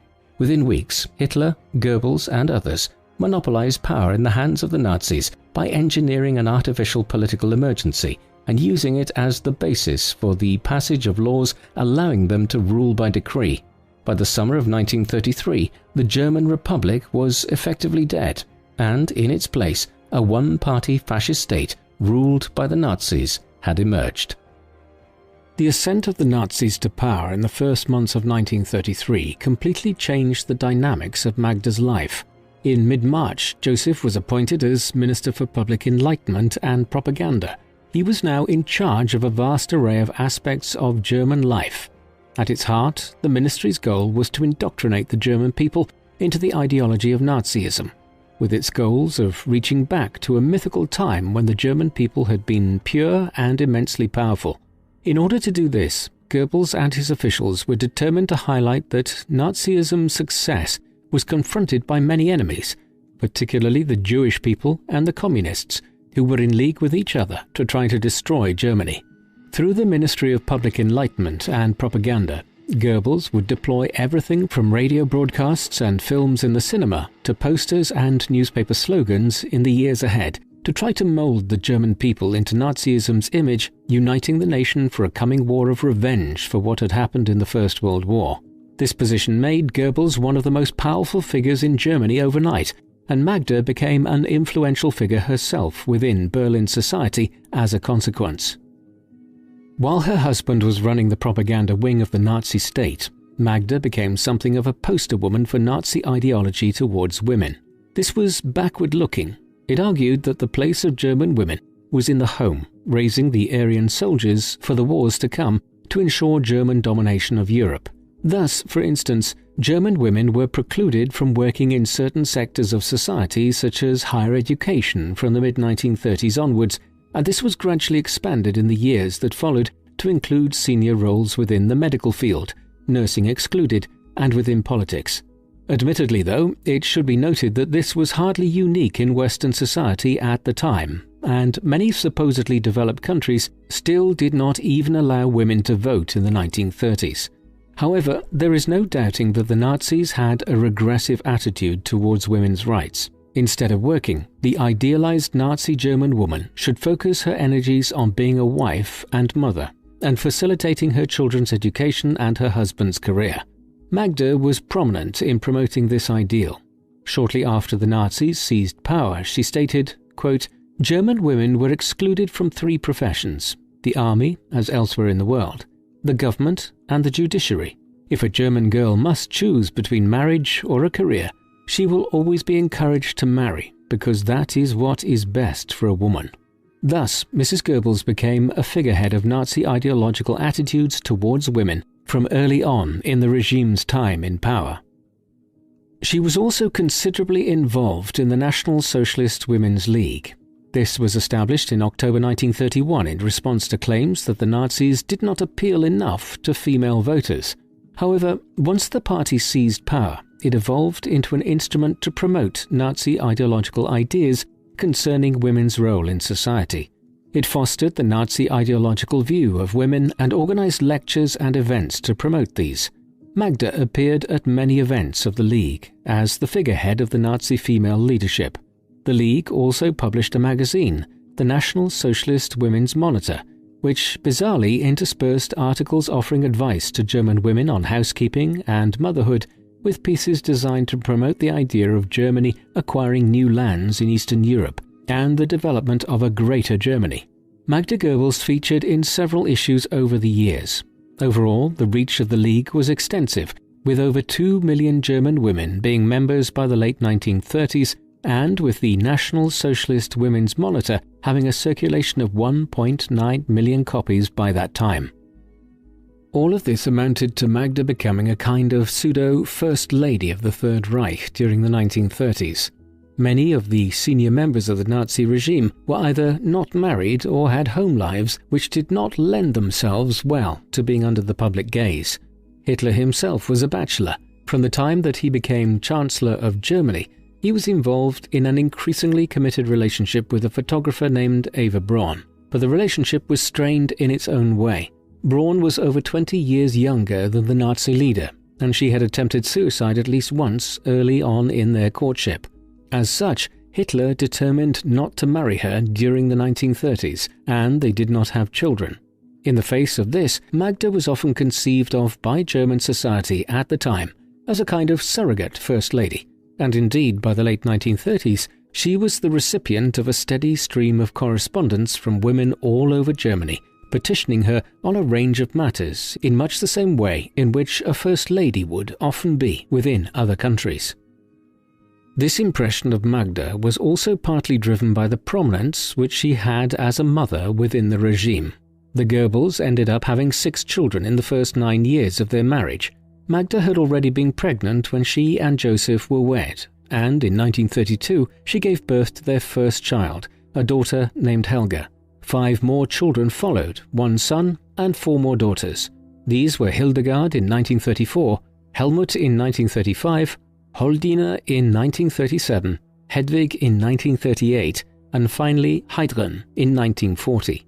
Each child's name started with an H, and it has been speculated, probably with complete accuracy, that Magda and Joseph elected to adopt this convention in an act of sycophancy towards Hitler, whose name started with H.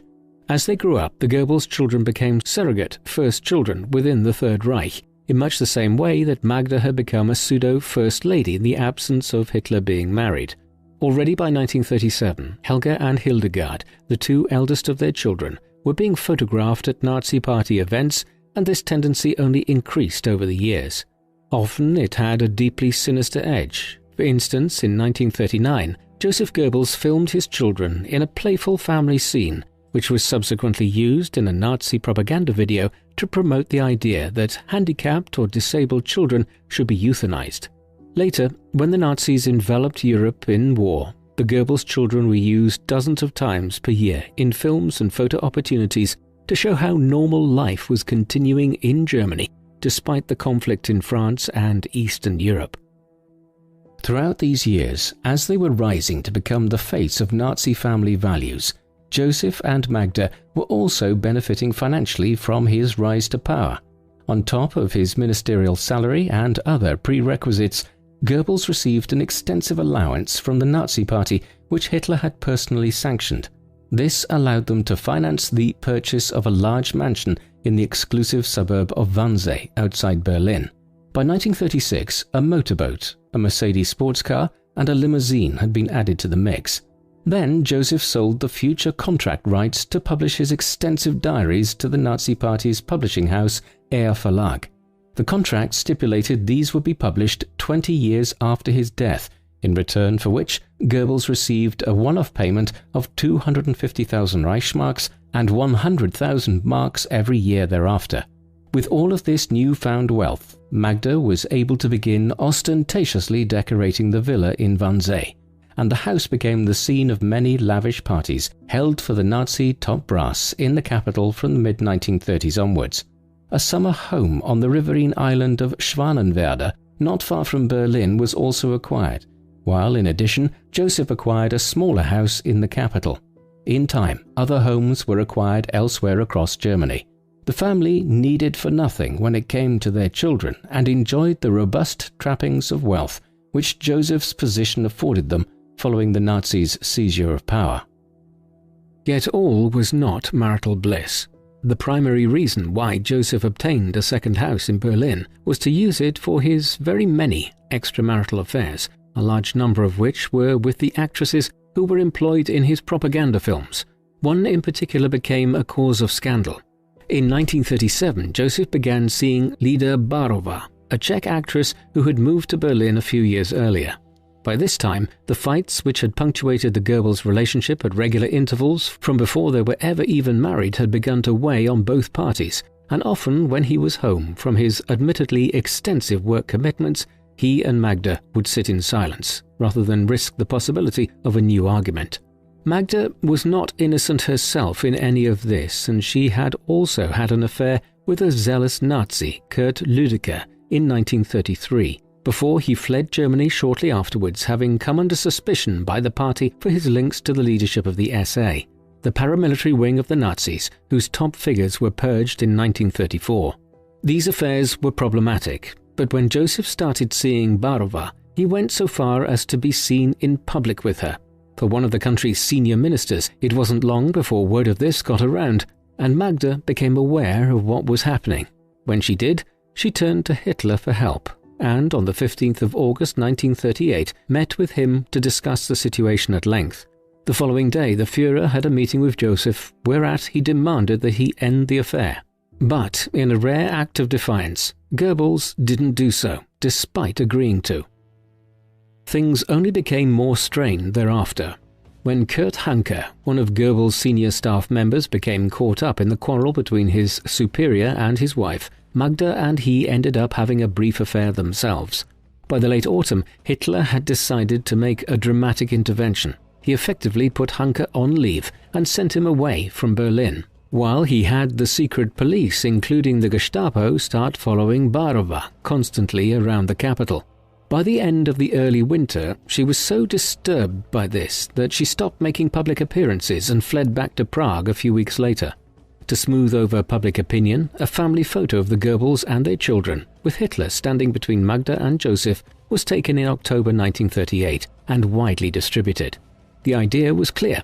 The perfect first family was healed once again, but the reality was far different. From the winter of 1938 onwards, Magda and Joseph were increasingly distant from one another. He was often away from Berlin for work, and when he was there, she often retreated to various houses which they had acquired elsewhere in Germany, or to rural spas to recuperate from a number of serious health problems which were plaguing her, not least owing to the stress of 6 pregnancies in less than 10 years. Thus, while the scandal of Joseph's relationship with Barova had abated, Magda's marriage to Joseph could never be said to have been a happy one thereafter. Not that it ever had been, although the public image said otherwise. While Magda and Joseph's relationship was declining to new lows, Nazi Germany was beginning an inexorable drift towards war. A war of revenge to reverse the outcome of the First World War was always a central aim of the Nazis from the very inception of their movement in the early 1920s.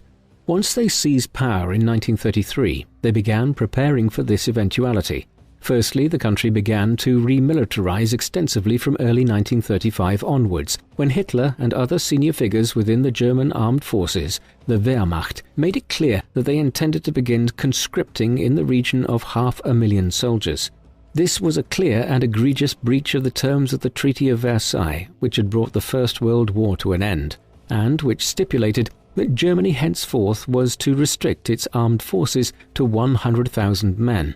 Additionally, Hermann Göring announced the creation of a new air force known as the Luftwaffe, which was also a direct violation of the Treaty of Versailles.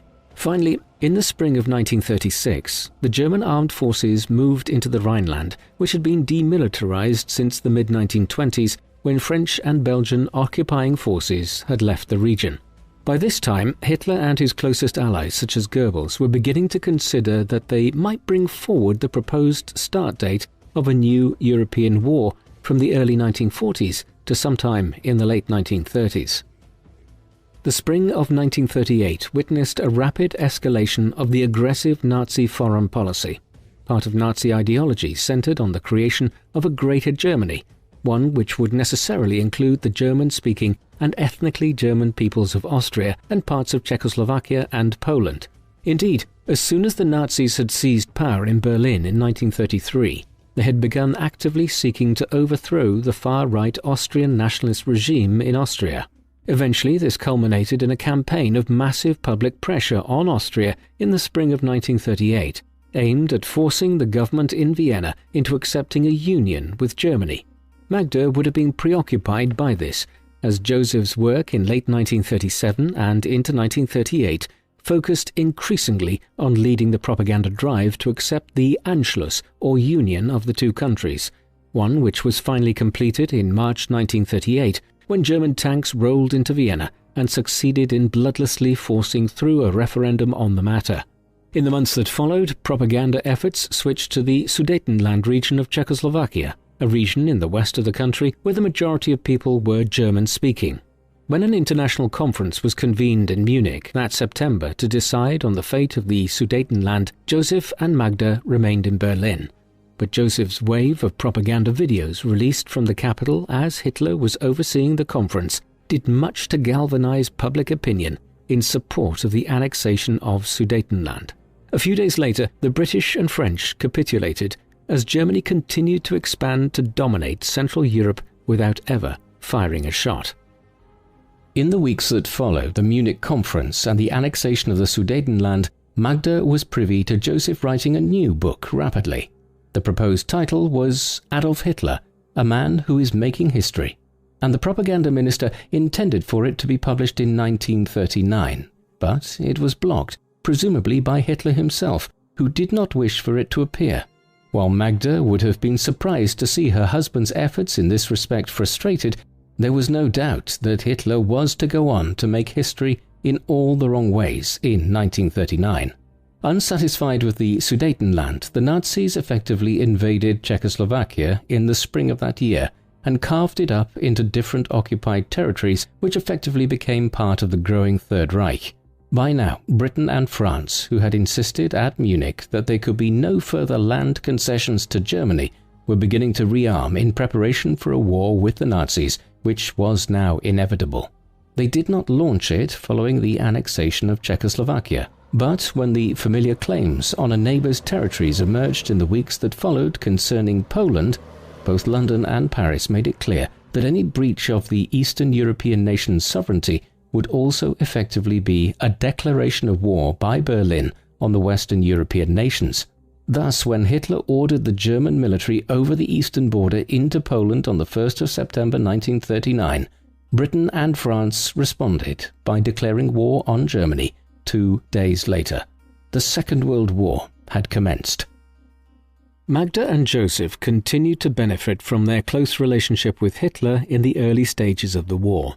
Joseph's propaganda was especially necessary on the home front in 1939 and 1940. As the Nazi regime sought to galvanize the German people in support of the war effort and depict Germany's enemies as constituting an existential threat, and in some strange way, the aggressor in the conflict. Magda was happy to make public appearances in line with the continuing perception of her as the leading female figure within the regime. Her and Joseph's marriage remained icy throughout this period. Following Hitler's intervention during the crisis of 1938, the marriage developed largely into one of convenience. By 1940, they had 6 children together. Both benefited enormously from a material standpoint from being in the Führer's good graces, and once they accepted that Hitler would not tolerate any further public infidelities or any possibility of them divorcing each other, the pair accepted a kind of muted marriage arrangement. Indeed, in Joseph's diaries, there is a marked decline in the references to arguments and fights between himself and Magda from the late 1930s onwards. Thus, once both accepted the situation, a curious calm seems to have settled over the relationship, one which had never been there previously, even during their courtship. While Magda's marriage to Joseph continued to oscillate between periods of stability and major tension, Germany's fortunes in the war, which it had cast Europe into in the autumn of 1939, could not have been more positive. Poland had been quickly overrun and conquered in the course of September and early October 1939. Thereafter, the Nazis had prepared for a swift conquest of Western Europe in 1940, but even Hitler was surprised at the speed with which his tank divisions and land troops were able to conquer the Low Countries and France in May and June of 1940. Denmark and Norway had already been swiftly occupied through targeted military operations in the spring, so that by the late summer of 1940, only Britain stood against Nazi Germany in Europe. It too might have been conquered if the Nazis had continued with their air and naval bombardment of the country, which was initiated in the autumn of that year. But early in 1941, Hitler became determined to switch his attentions eastwards and initiate a war with Nazism's great ideological enemy, the Bolshevik Communists of the Soviet Union. In the summer of 1941, Operation Barbarossa, the largest land invasion in military history, involving 3 million German soldiers, commenced, and it proved enormously successful to begin with. By the early winter of 1941, German divisions had advanced to near Moscow and Leningrad. There was now a real possibility that the war would end in Nazi domination of the continent of Europe. As all of this was occurring, Magda took on a leading role as a symbol of how Nazi women at home in Germany should behave while their husbands and sons were fighting on the fronts or leading the war effort from military headquarters elsewhere.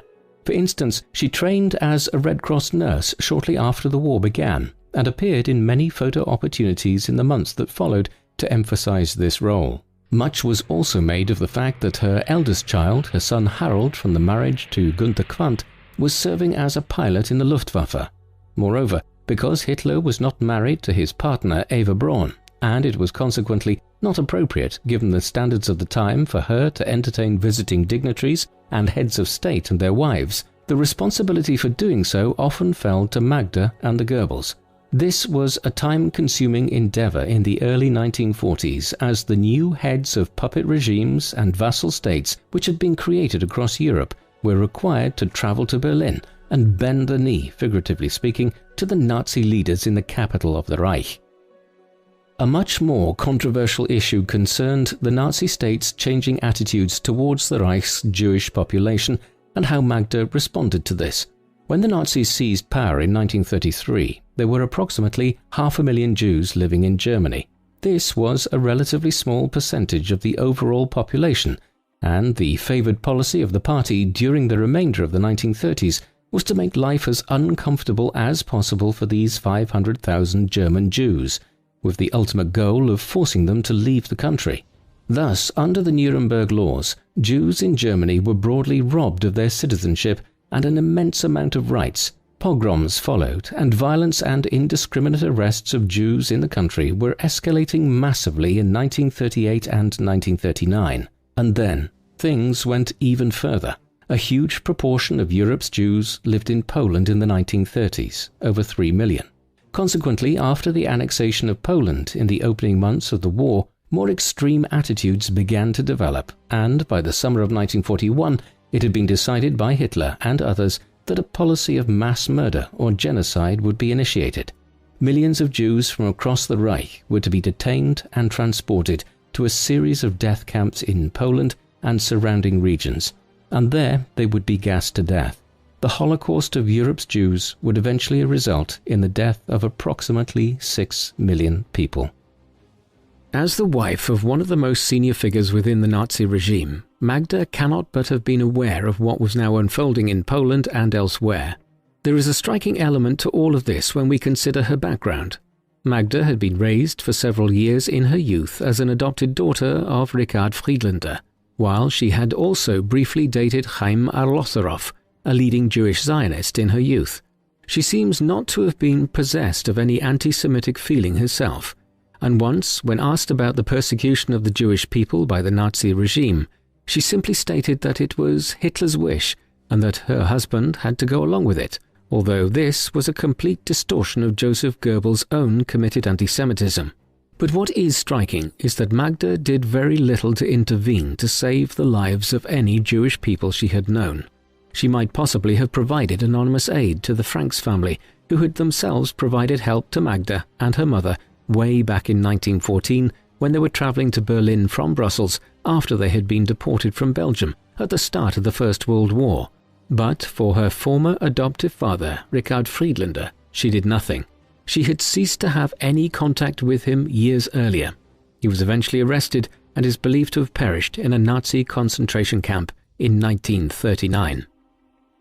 In many ways, the Holocaust was initiated because the Nazis had come to believe that victory in the war was now inevitable. The endless succession of striking military victories, which occurred between September 1939 and the autumn of 1941, had convinced Hitler and his acolytes that they would soon be triumphant across Europe. Then they would have no one to answer to for their genocidal approach to the Jews. But this hubris was soon countered. Even as the final plans for the Holocaust were being put in place, the war in Russia was beginning to turn against the Germans. That winter, the Nazi armies failed to take Moscow and Leningrad, and slowly the full might of the Soviet Union was mobilized against the German invasion. In tandem, the United States entered the war on the side of Britain and the Soviet Union in December 1941, following an unprovoked attack on the American Pacific Fleet at Pearl Harbor in Hawaii by Nazi Germany's ally, the Empire of Japan. Faced with this combined alliance, the war effort began to turn in 1942, and by early 1943 had shifted dramatically. That spring and summer, the Russians turned the tide and started pushing the Germans back into Ukraine and Poland, while the Western Allies opened a southern front in Sicily after winning the battle for control of North Africa. Moreover, the United States had agreed that victory over Nazi Germany in Europe would take priority over the campaign in the Pacific against the Empire of Japan. It was all very ominous for the Nazi regime. As this succession of reverses occurred from the winter of 1941 onwards, Magda's relationship with Hitler and the Nazi cause in general entered a period of contradictory fluxes. On the one hand, for her, as for so many others in Germany, the sheen of invincibility that had once surrounded the Führer and the Nazi mission in the early stages of the war had very much been tarnished. The best efforts of her husband's propaganda machine aside, on more than one occasion she was seen to be openly dismissive of Hitler's views and statements while at social events in Berlin, while in 1944 she was willing to state in public that the Nazi leader had become delusional in many of his views on the war, a dangerous statement to make in public in an authoritarian state where secret police were everywhere. But by then, Magda had her reasons for some personal bitterness at the war situation. Her eldest child from her first marriage, Harold, had been captured while fighting against the Allied invasion of Italy and was being held in a prisoner of war camp from which he would not be released until 1947. Magda would never see him again. Yet, in stark contrast to these more negative sentiments, were occasions on which Magda could display a zealous commitment to the Nazi cause. When Joseph gave a famous speech at the Sportpalast in Berlin on the 18th of February 1943, in which he had whipped up the crowd and asked them fervently if they wanted total war, Magda dutifully attended with their two eldest children, Helga and Hildegard. Moreover, whatever her misgivings in private might have been, she continued to visit Hitler regularly when he was in Berlin, and remained one of his closest female confidants.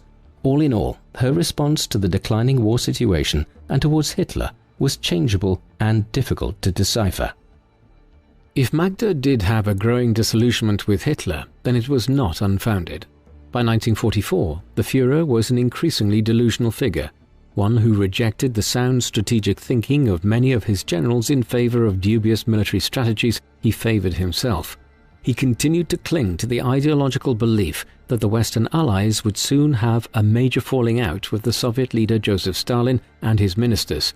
Once this occurred, Hitler reasoned, Britain and the US would find common cause against the Bolsheviks and Communists of the Soviet Union.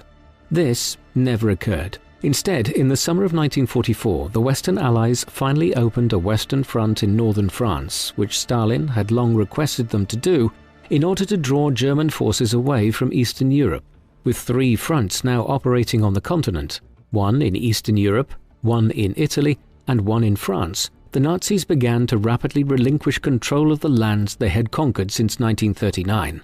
By the spring of 1945, the British, Americans, Canadians, and French were spreading out across Western Germany, occupying the Rhineland. But it was the Russians, who had moved over the River Elbe in northeastern Germany, which were the more pressing issue for families like the Goebbels. In the late spring of 1945, having surrounded Berlin, they began the last battle to take the German capital.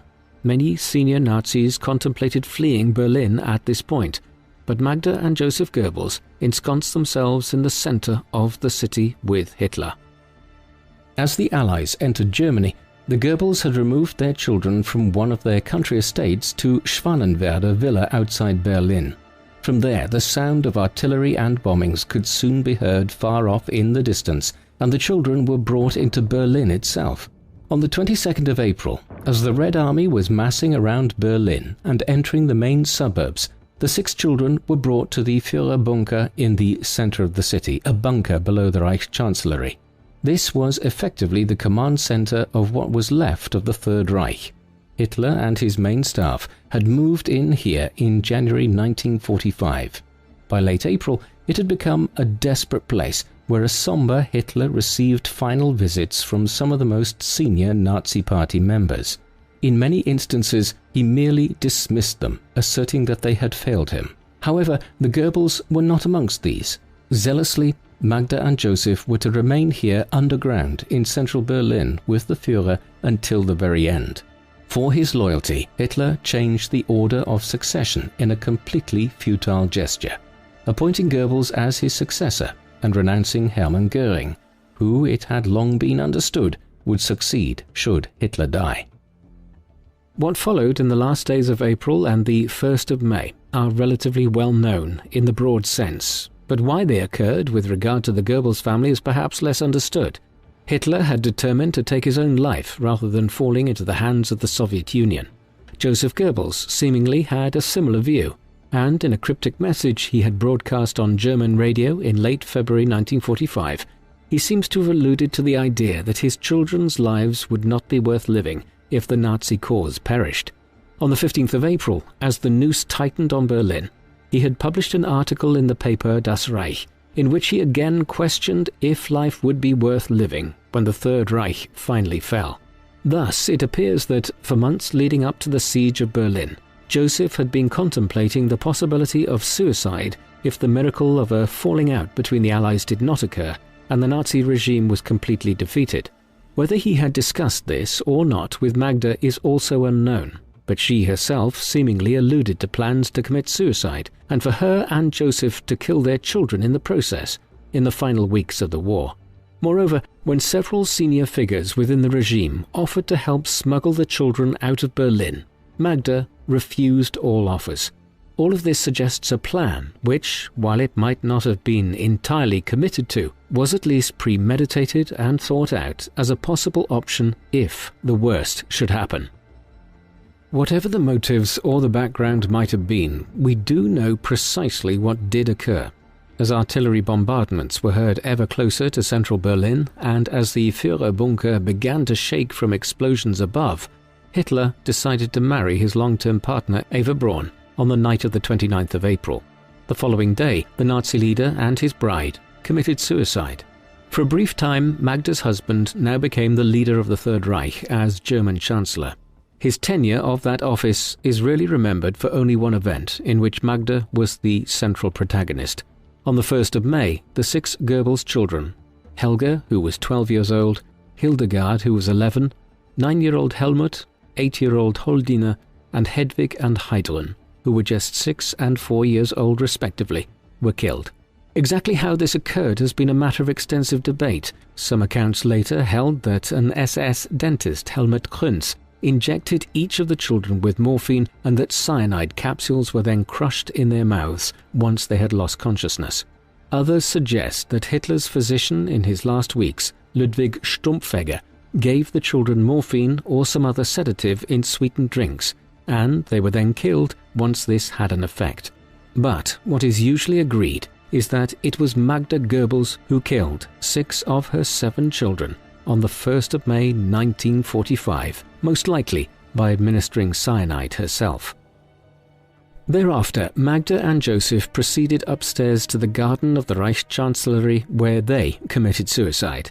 They appear to have swallowed cyanide pills and left orders with the SS guards with them that once the poison started to take effect, they were to shoot them, repeatedly if necessary. Their bodies were then doused in petrol and set alight. Just a day later, Soviet troops entered the Reichschancellery and found the charred remains of Magda and her husband still lying in the garden. The SS members there had apparently ignored orders to bury their remains once they had burned their corpses. The surface of the Reichschancellery building was secured that afternoon, and so it was not until the 3rd of May that Russian troops went down into the Führer bunker and discovered the 6 children lying dead in their beds, dressed in their nightclothes with ribbons in their hair. Their bodies were taken away for autopsy. It remains unclear to this day where or if they were buried by the Soviet authorities. The location of the remains of Magda and Joseph is also unknown. They, like those of several others from the bunker, were buried and exhumed again, several times over in the months that followed, as the Soviet leader Joseph Stalin appears to have changed his mind repeatedly about what should be done with them. As with their children, it is unclear where the remains of Magda and Joseph were buried or their final ashes deposited. Magda Goebbels was one of the most prominent figures involved in the Nazi regime. Having become interested in the party in 1930 in the aftermath of her first divorce, she quickly became involved with Joseph Goebbels and by 1931 was considering marriage to him. But the relationship was tempestuous from the beginning, and when they married in December of that year, it seemed as much at the behest of Hitler than out of any real desire to wed. The rise of the Nazis to power brought social status and wealth. Outwardly to German society, the Goebbels were the epitome of the perfect German family in the new Germany, with their brood of Aryan children and seemingly picture-perfect life. Furthermore, in the absence of Hitler having a wife, Magda became a surrogate first lady, appearing regularly in Nazi propaganda, often with her children. But behind the facade was a deeply troubled marriage, one in which both Magda and Joseph engaged in a string of affairs. When one of these became a potential source of scandal in 1938, Hitler intervened and made it clear that divorce was out of the question. In that sense, it was an unusual poster-first family. Magda's ideological approach to Nazism was just as contradictory. Here was a woman who had been partially raised by an adoptive Jewish father, who had dated a Jewish man in her youth, and who was clearly not possessed of much anti-Semitism, who in the 1930s nevertheless became the unofficial First Lady of the most anti-Semitic government to ever exist. Her attitude towards Hitler and the war could be similarly ambivalent, criticizing the Führer in front of friends, but acting as one of his closest female confidants at the same time.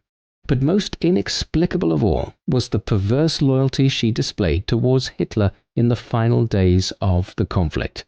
Rather than escaping with her 6 children from Berlin, which she could have done, she elected to bring them to Hitler's bunker. And on the 1st of May, the day after Hitler committed suicide, Magda Goebbels murdered her 6 children aged between 12 and 4 years of age before she and Joseph killed themselves. For Joseph, there can have been no hope of any fate other than arrest, trial, and execution in the aftermath of the war. But Magda would have probably escaped with a few years in jail, while her children were not guilty of any crimes. As such, her heinous act at the last moment was born not of necessity, but out of the fanatical and inexplicable loyalty which so many Germans developed towards Hitler and the Nazi cause. What do you think of Magda Goebbels? How can the contradictions in her personality and her decision to kill her own children be explained? Please let us know in the comment section, and in the meantime, thank you very much for watching.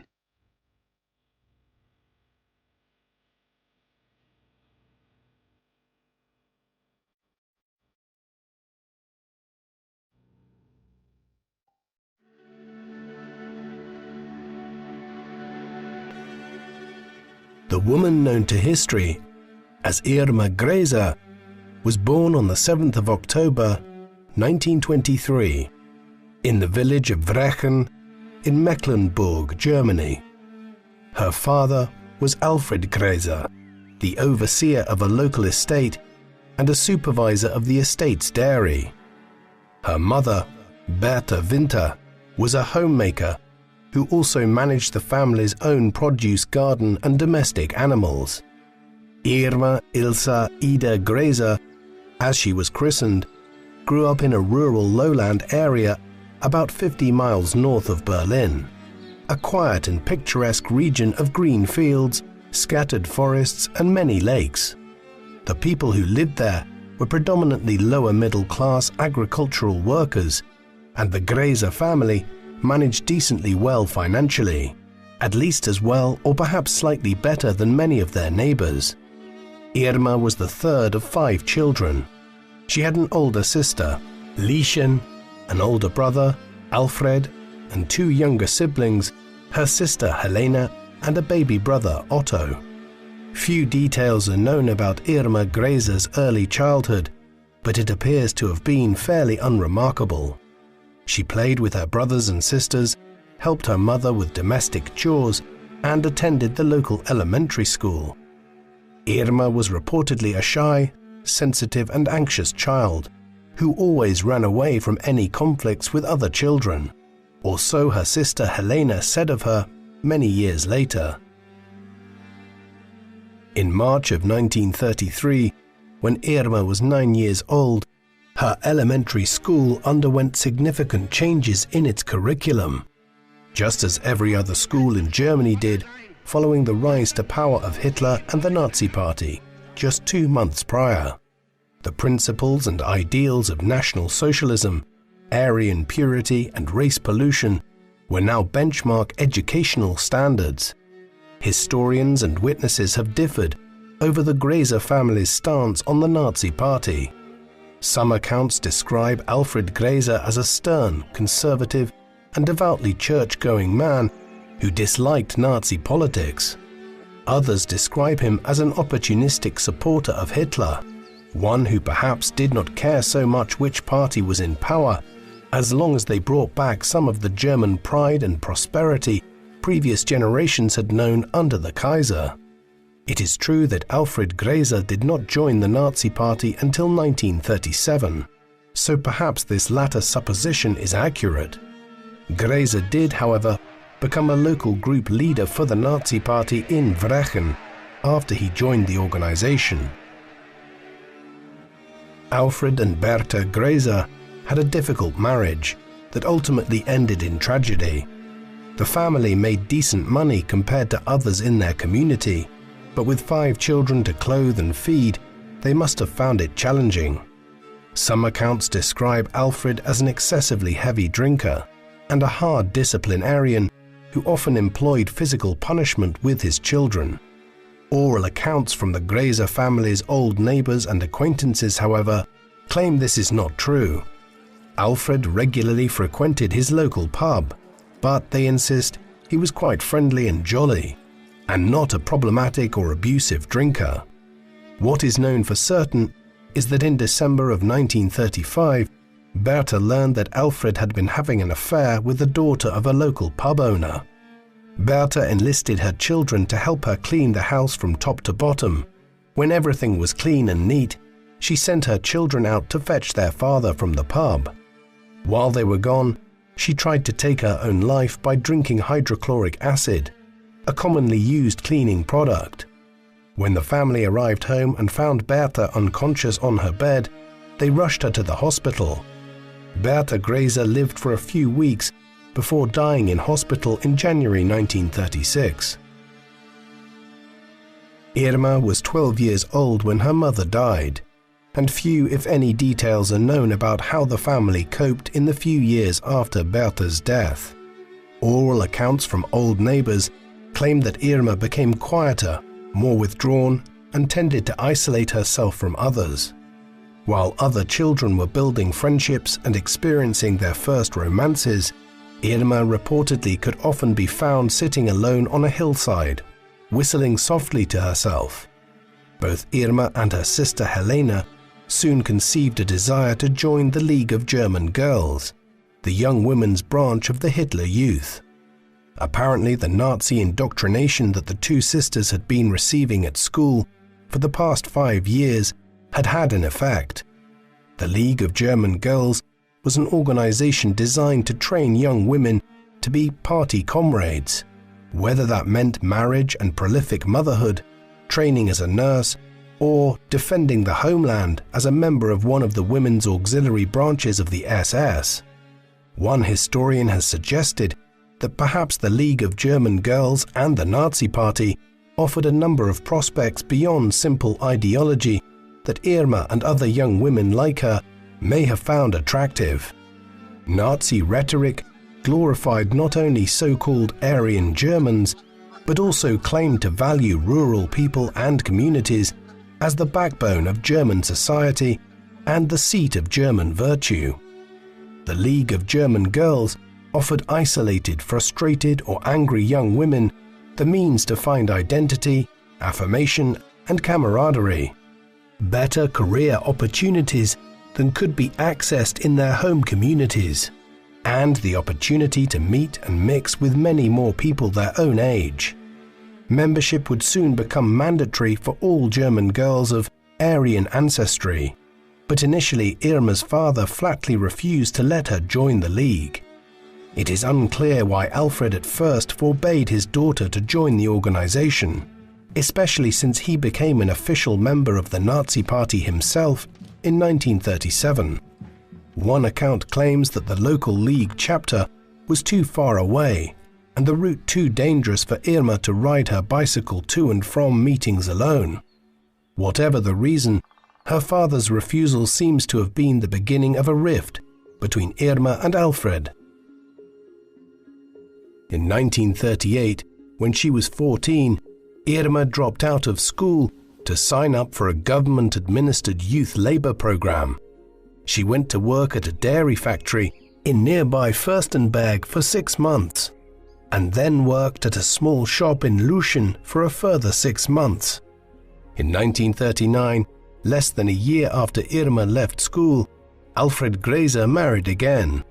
His new wife brought 4 stepchildren from a previous marriage into the Grese family, and the couple later had another child together. 15-year-old Irma, who may not have come home at all throughout her previous year in the labor program, then left home for good. On the strength of a recommendation from her local chapter of the League of German Girls, Irma secured a position as a nurse apprentice at the Hohenluschen Sanatorium under the supervision and mentorship of the surgeon Dr. Karl Gebhardt, the infamous Nazi physician who would eventually be sentenced to death in 1948 at Nuremberg for medical atrocities. Hohenluschen had once been administered by the International Red Cross as a tuberculosis treatment facility. Since the establishment of Nazi rule, however, the hospital had become a research center. The Nazi military were especially interested in being able to effectively treat and cure serious battle injuries. Dr. Gebhardt was initially charged with determining the uses and effectiveness of sulfur drugs to treat gangrenous wounds, but soon moved on to experimentation with bone grafting and nerve repair. At Hohenluschen, on Karl Gebhardt's watch, unspeakably hideous and torturous experiments were carried out on Jewish women from the nearby Ravensbrück concentration camp. Irma Grese spent 2 years as an apprentice and assistant nurse in this hospital. While few, if any, details are known about her specific experiences there, she no doubt became more and more numb to the cruelty and inhumanity of the Nazi regime in such an environment, or worse, more accepting of it. She may also have become more and more indoctrinated with Nazi ideology, since Hohenluschen was also a convalescent home for ill or injured SS officers. Members of the Nazi High Command, including Albert Speer, Heydrich, and Rudolf Hess, convalesced there throughout the late 30s and in the early years of the Second World War. Gebhardt himself, as her supervisor, may have been a particularly intense ideological influence on Irma. Dr. Gebhardt was an old campaigner for the Nazi Party and had marched with the brown shirts in the streets of Berlin during the early 1920s. Irma was eventually let go from her position at Hohenluschen Hospital. Apparently, after 2 years, she had not improved sufficiently or shown enough competence at her job to become a full-fledged nurse. Irma later wrote that she was particularly disappointed to have failed her apprenticeship and had sincerely wanted to enter the nursing profession. Dr. Gebhardt suggested that she apply for a position as a prison guard at the nearby Ravensbrück concentration camp and referred Irma to a friend of his in the camp's administration. At the time, 17-year-old Irma was too young to be recruited into the SS and was instructed to reapply after she turned 18. Consequently, between the fall of 1941 and the summer of 1942, Irma returned to her previous job at the Fürstenberg dairy factory.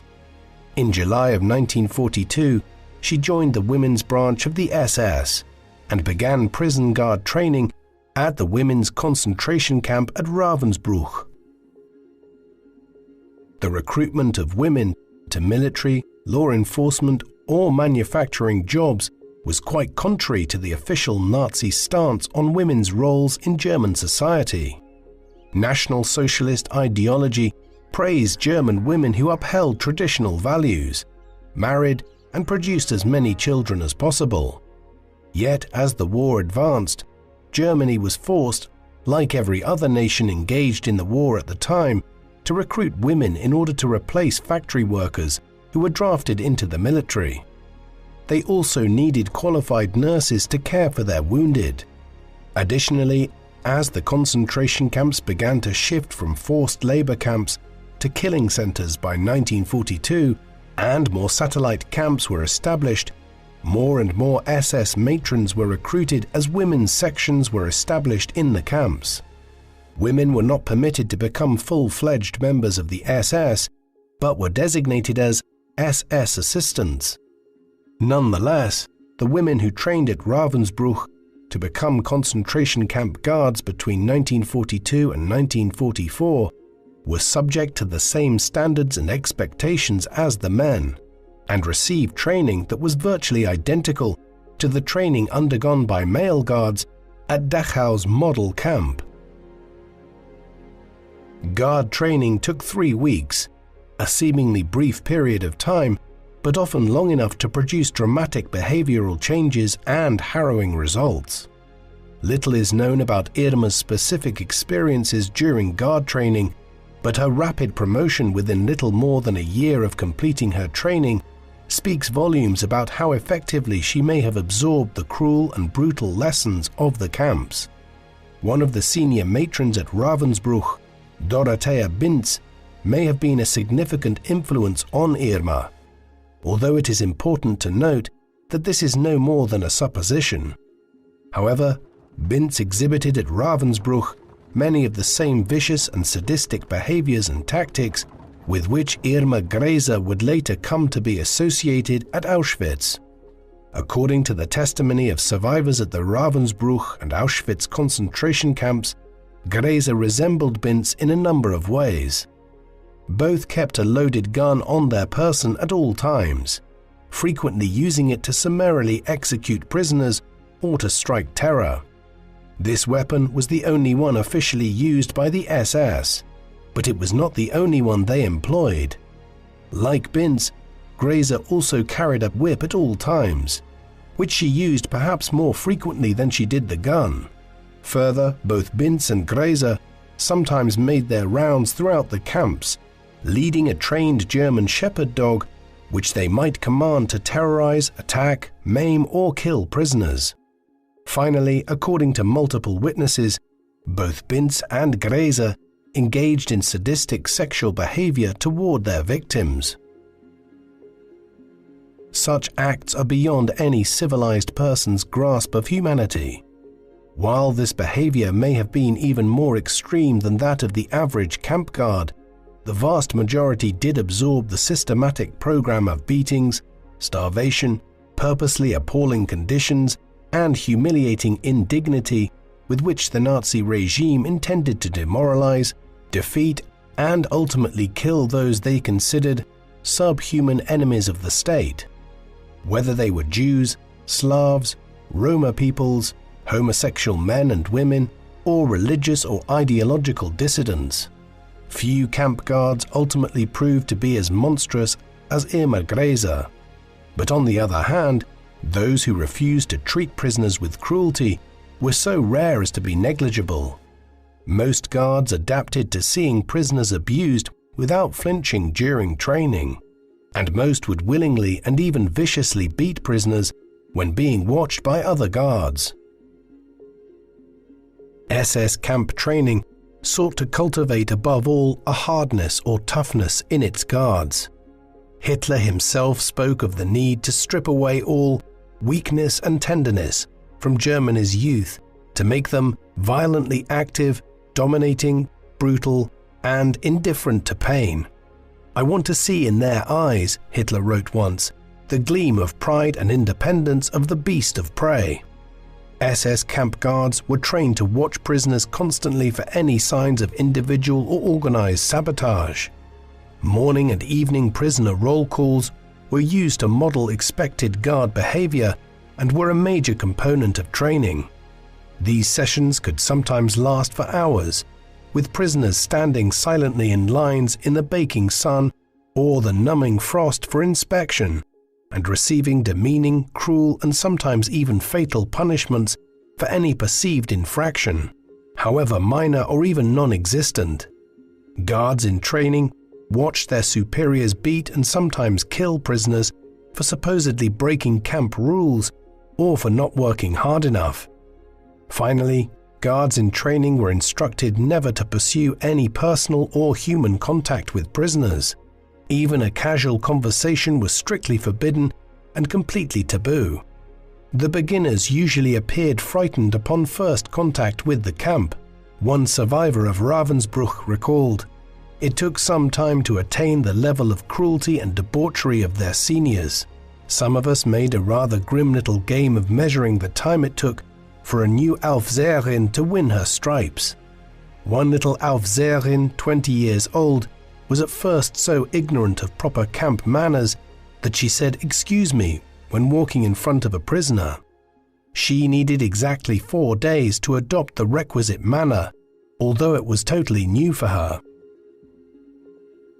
Magda Hellinger, a survivor of Auschwitz, was the prisoner functionary of Camp C, assigned to assist Irma Grese when she first arrived at the women's camp there. Magda recalled her first meeting with Grese, during which the 19-year-old appeared rather juvenile and awkward, her hair in 2 braids hanging over her shoulders.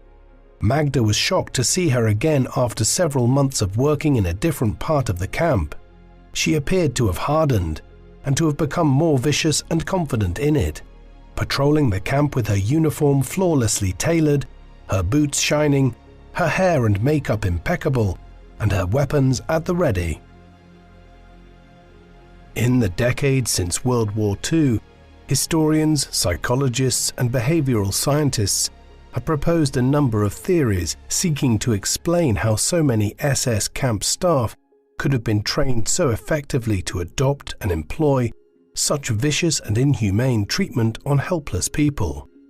Indoctrination is a fairly familiar process to such professionals, but some are quick to point out that particular groups of people can be more easily indoctrinated than others, and such groups seem to have been primarily targeted for recruitment to the Camp Guard division of the SS.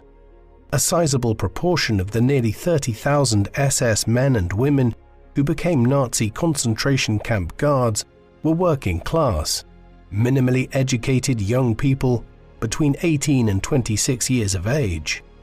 They largely came from rural or provincial areas with few opportunities, areas which had been hit hardest by Germany's economic woes since the end of the First World War.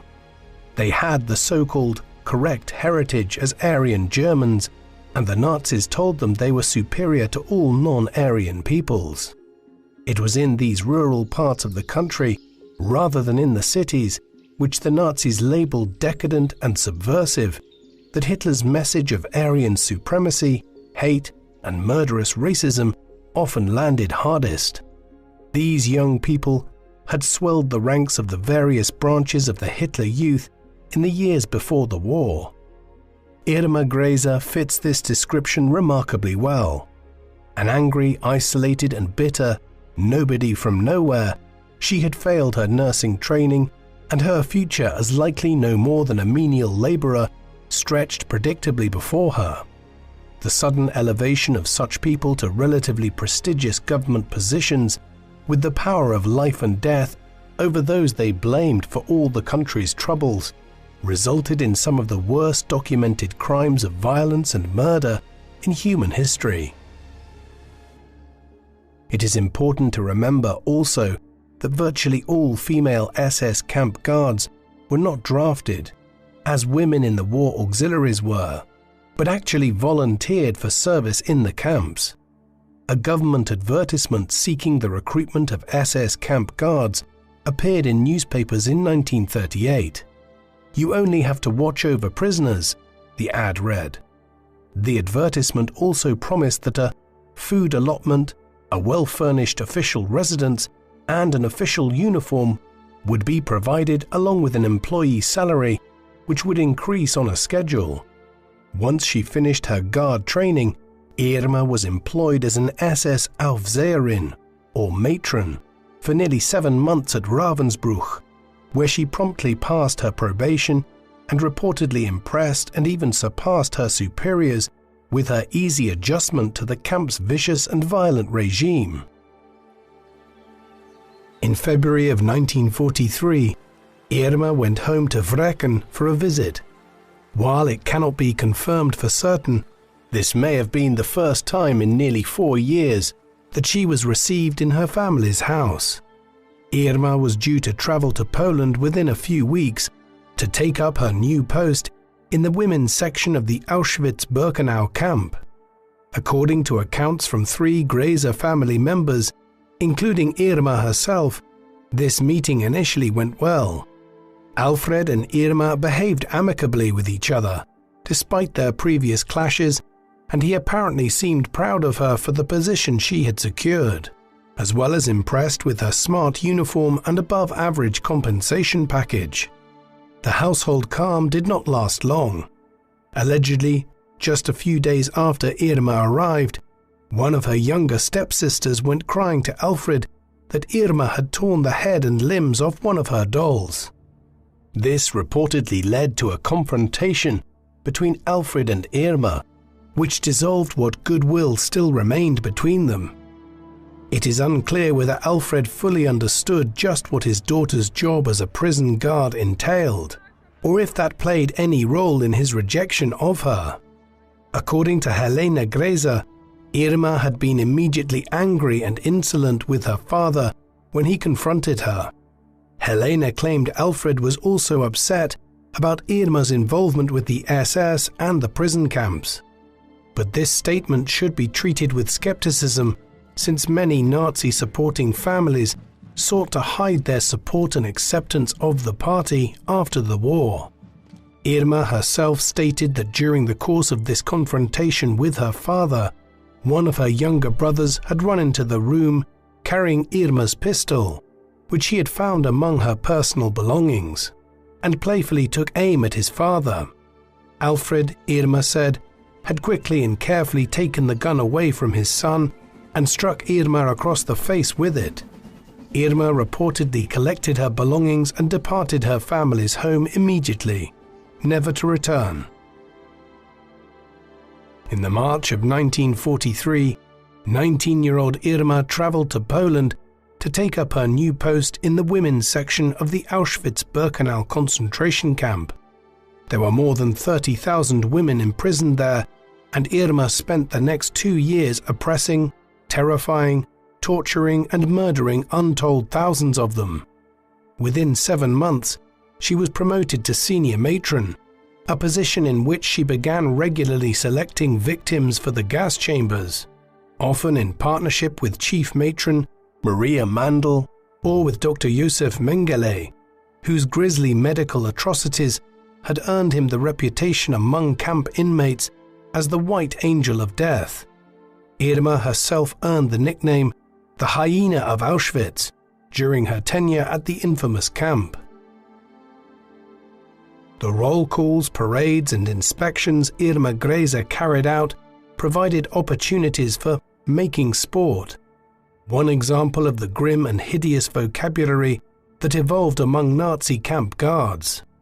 Making sport referred to the regular practice of targeting and punishing prisoners for any real or imagined infraction, sometimes fatally, with the level of severity often depending upon the disposition and mood of the guard.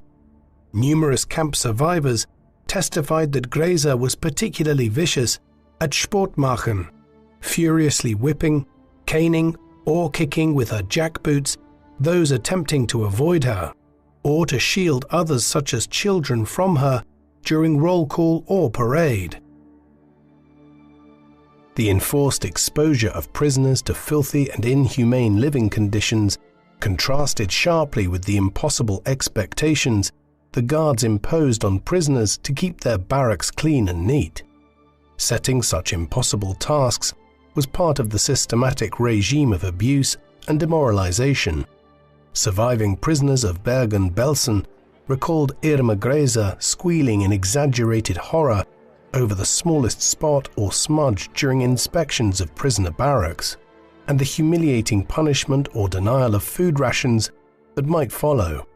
While many guards were known to treat prisoners in such ways in the presence of other guards or prisoner functionaries, there were few who did so more arbitrarily or with less obvious pleasure than Irma Grese.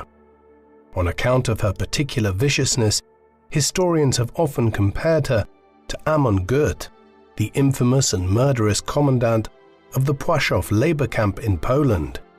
A former inmate of Auschwitz testified that she had once seen Irma riding by one of the barracks on a bicycle and yelling at a Hungarian woman who happened to be standing out front to get back inside.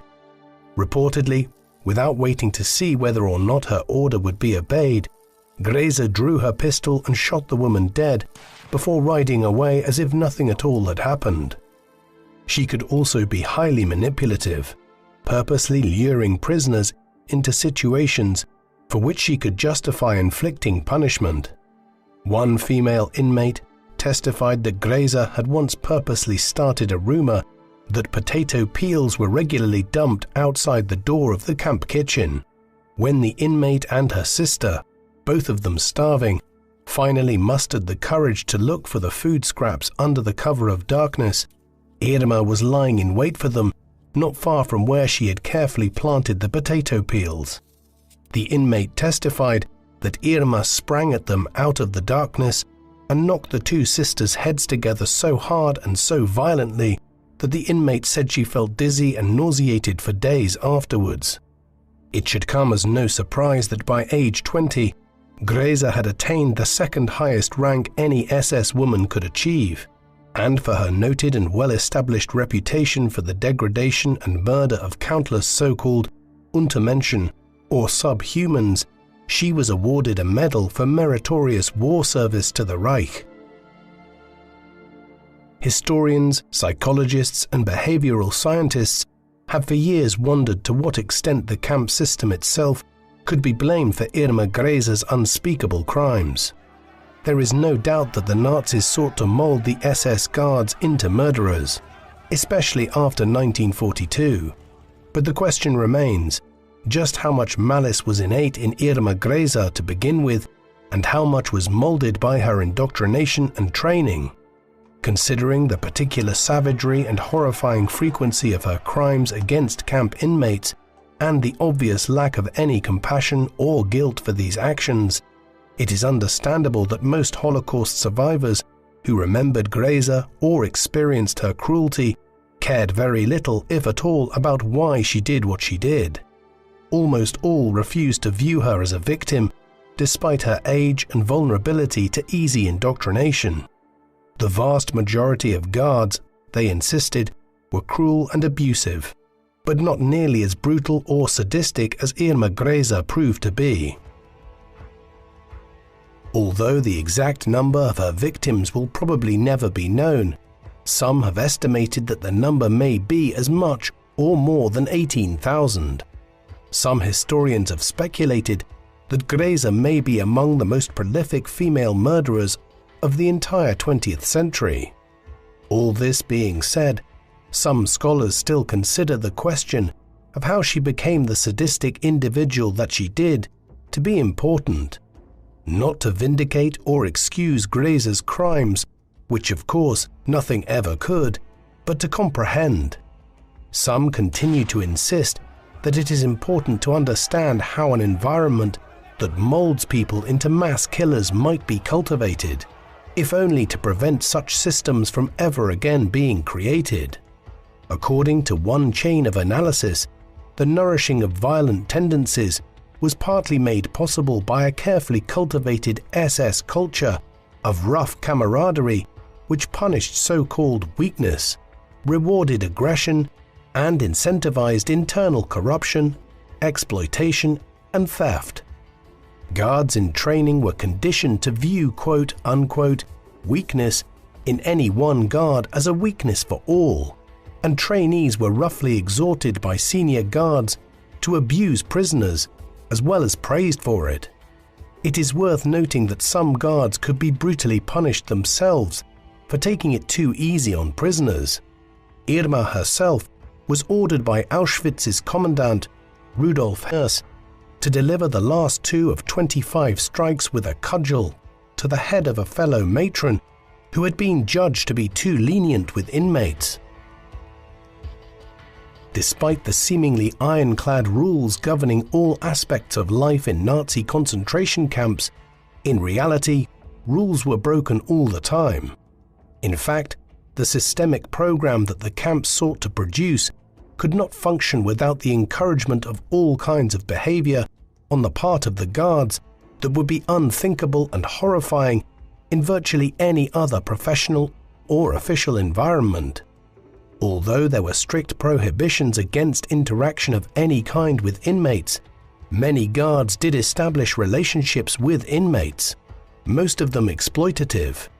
It is worth noting that the concentration camps could not run without prisoner functionaries, whose supervisory or administrative work meant that camps could function with fewer SS personnel.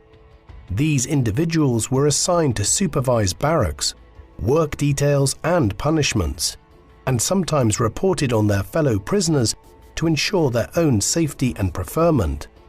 Despite the strict rules to the contrary, many prisoners ended up in exploitative personal and working relationships with the SS. Magda Hellinger was one example of a prisoner functionary who managed to use her position and influence with the guards and administrators to quietly save thousands of her fellow women prisoners from the gas chambers. Hellinger wrote that having to work with Irma Grese in Auschwitz's Camp C was deeply disturbing, not least because of her conduct towards prisoners, but also because Magda was forced to glimpse Grese's humanity. Irma, Magda recalled, often seemed to forget that she was a Jewish prisoner, talking to Hellinger as if trying to impress an older sister. Irma had no friends among the other female guards, and while Magda could not deny that Irma was undoubtedly evil and sadistic, she also came across as highly impressionable and vulnerable. Irma told Magda about her family and the terrible break she had experienced with them, especially her father, who, she claimed, had not wanted her to join the League of German Girls and disapproved of her career in the SS. She told Magda of her disappointment at failing her nursing apprenticeship and expressed her admiration for Dr. Karl Gebhardt's tutelage, calling him, of all things, a saint. Magda Hellinger is one of the few, or perhaps the only prisoner of the camps, who stood up to Irma Grese and lived. Magda recalled that 4 women had been brought to her at roll call one morning with hideous wounds from Irma's whip. Magda sent them to the infirmary to be treated by a prisoner physician and then privately confronted Irma. "What did you do to those poor women?" she demanded. "They are in great pain. Their wounds will likely become infected and they will die. Shame on you." Irma then raised her whip as if to strike Magda also. "Go on. I dare you to strike me too. I know you like to see blood," she told Grese defiantly. Irma then lowered the whip and Magda walked away. She was flabbergasted when Irma came to her later and asked her forgiveness. Another prisoner who worked closely with Irma Grese was Lilika Salzer, a survivor of Auschwitz and a seamstress. She provided her services to Irma in return for regular visits with her younger twin sisters, who were being kept in another part of the camp. In exchange for these visits, Lilika regularly tailored Irma's uniform and any other clothing Irma brought to her. SS officers placed a marked emphasis on presenting a neat, clean and well-tailored appearance. Since guards were issued only one uniform, a practice known as organizing was necessary for a guard to present the kind of appearance their superiors expected and approved of. Organizing was another example of a grim camp guard euphemism referring to the practice of requisitioning resources from prisoners, prisoner functionaries, or any easily bullied fellow guards for one's own benefit. The brutal conditions of the camps encouraged and rewarded the most aggressive and victimizing behavior, ensuring the survival and prosperity of the most vicious.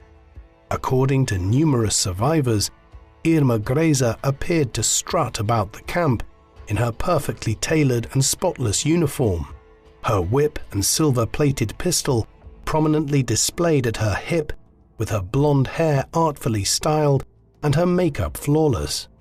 Besides her sadistic cruelty, Irma's appearance was one of the things that prisoners remembered most about her, and it was also one of the things that most captured the attention of journalists and photographers who attended the Bergen-Belsen war crimes trial.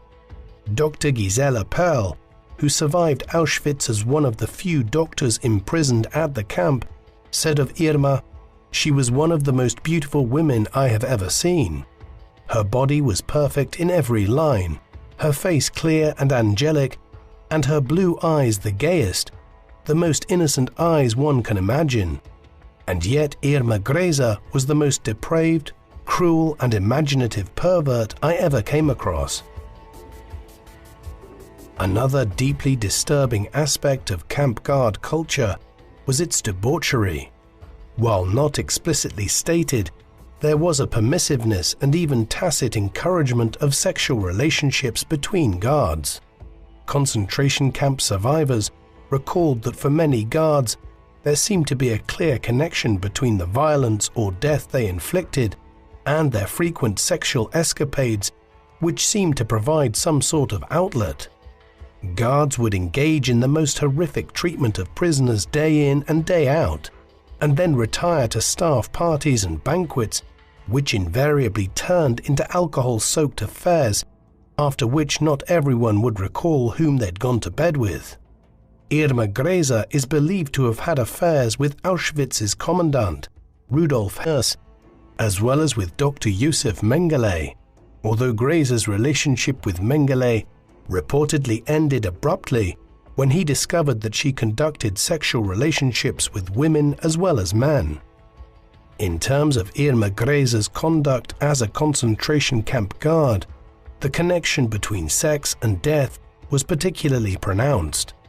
Multiple Holocaust survivors testified that they witnessed Grese sexually assault and torture numerous women under her charge. Dr. Gisela Perl recalled that Grese even became visibly aroused watching her tend to those poor women's wounds while they screamed in pain. Several former inmates of Auschwitz remembered that Grese discreetly had sexual relationships with numerous female prisoners. This was a serious violation of the Race and Resettlement Act, and probably the only crime other than refusing to mistreat prisoners which might have carried any real punishment for a guard. In order to protect herself from discovery, Irma Grese sent the women to the gas chambers. Sometime between the late fall of 1943 and the early spring of 1944, believing that she might be pregnant, Irma quietly sought a medical examination from Dr. Gisela Perl. As it turned out, the easy sexuality of guard culture had caught up with her, and Dr. Perl informed her that she was indeed pregnant. Irma instructed the doctor to return to the clinic the following day and prepare for surgery. She promised to get Dr. Perl a coat in exchange for ending her pregnancy, a procedure which Irma could not access through the SS clinic since both contraception and termination of pregnancy were both illegal for Aryan women in Nazi Germany. The next day, when Dr. Perl had completed the procedure and Irma was dressed and preparing to depart, she said, "What a pity that you are a good doctor. What a pity that you have to die. Germany needs good doctors." Irma then threatened Dr. Perl, promising she would kill her if she told anyone about the operation. Irma never delivered the coat she had promised. Perhaps as alarming to Irma as her pregnancy was the suspicion that she might have contracted syphilis, which was rife among the guards at Auschwitz by 1944. The records of the SS medical clinic at the camp show that Irma was tested for syphilis in late January of 1944, and her diagnosis came back negative. Witness accounts and documentary evidence give contradictory details about Irma Grese's movements and whereabouts between January and April of 1945. At her trial, she claimed that she was transferred from Auschwitz back to Ravensbrück in January, before being sent to Bergen-Belsen camp in March, but no records remain of her initial transfer. Accounts from the Grese family's old neighbors in Vrecken stated that Irma had accompanied thousands of Ravensbrück prisoners on a forced march west in April 1945. As the Russian Allied forces advanced into Poland and began to encroach from the east, Nazi concentration camps began to evacuate as many prisoners and staff as possible to camps further west. According to Vrecken residents, Irma encountered her family quite by chance during this march, who were also fleeing the advancing Soviet army. Irma's father, stepmother, and siblings, perhaps certain that she would be arrested when the Allies overran Germany, reportedly urged Irma to come with them, which she allegedly refused to do, insisting that she would remain loyal to the Nazi cause and her duty. The veracity of this story cannot be ascertained for certain, since it does not appear in any testimony from the Grese family. Additionally, it conflicts with reports from the British Second Army, who arrested Irma Grese at the Belsen camp in mid-April 1945. Despite the fact that she was dubbed the beautiful beast by reporters and journalists who observed and wrote about her trial, Irma actually spent less than a month at the prison before the arrival of the British Army and Camp Commandant Josef Kramer's surrender. She did not seem to alter her behavior much, however, continuing to exhibit the same kinds of vicious behavior she had shown towards inmates at Auschwitz. While quite a few Nazi prison guards quietly fled their posts prior to the arrival of the Allied armies, many others stayed in the camps, perhaps as convinced as some military officials that there was still hope for a grand German counterattack that might stem the inevitable Allied victory. Irma later testified that she requested to be posted at Belsen because a certain Franz Hatzinger, an older married man with whom she had formed a relationship at Auschwitz, was stationed there. Kramer, Grese, and others who remained at Belsen appeared defiant to the occupying British authorities, perhaps certain that they would suffer no repercussions for simply having followed orders. Josef Kramer even affected a courteous magnanimity towards his British conquerors, standing with several other administrators in neat formation at the camp's entrance and cheerfully welcoming the army to the camp as the army rolled in. The British troops were utterly sickened and horrified at what they found at Bergen-Belsen. Approximately 100,000 prisoners had been crammed into a camp originally built for 8,000. Barracks built for 100 housed 1,000 prisoners.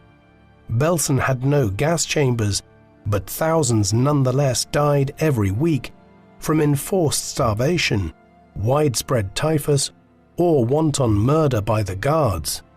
Even after the British troops arrived, they were shocked to hear continuous gunfire throughout the camp and realized that the SS was still trying to carry out their orders to kill as many of the camp's population as possible.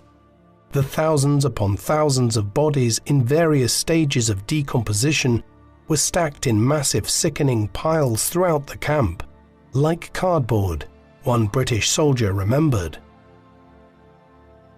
After the arrest of the camp administration and SS personnel, Irma Grese was imprisoned at Celle, pending trial, which took place in the nearby city of Lüneburg. Grese and 44 of her fellow SS defendants were tried according to English law. 5 military officers and 1 civilian judge formed a tribunal to hear and judge each defendant, and attorneys were appointed from among the British and Polish Allied forces to defend them. Irma Grese proved singularly unhelpful to her lawyer or to her SS co-defendants with her behavior in court. Rather than appearing contrite or ashamed of the horrifying testimony made against her and other SS officers, she instead maintained a haughty and derisive attitude toward her accusers and the court's officers. She often laughed out loud during the testimony of former prisoners or simply looked disdainful and unrepentant. When the utterly hideous footage of the Auschwitz and Bergen-Belsen camps were shown in court, she affected the posture of someone supremely bored, turning away periodically to blow her nose or fix her hair. There was little that her lawyer, Major L.S.W. Cranfield, could do to forestall the inevitable verdict, besides insist that his client had only followed the orders of her superiors, a defense which Irma herself seemed to believe was quite sufficient. The sheer volume of testimony against her, however, was unbelievably damning, with far too many interviews with similar details and claims between them. Irma Grese's mark of disdain crumbled only once, when Helena Grese came to court to testify in her sister's defense as a character witness. Her testimony changed little. Helena's insistence that she could never imagine Irma beating or otherwise mistreating prisoners because she had always run from conflict as a child made no difference.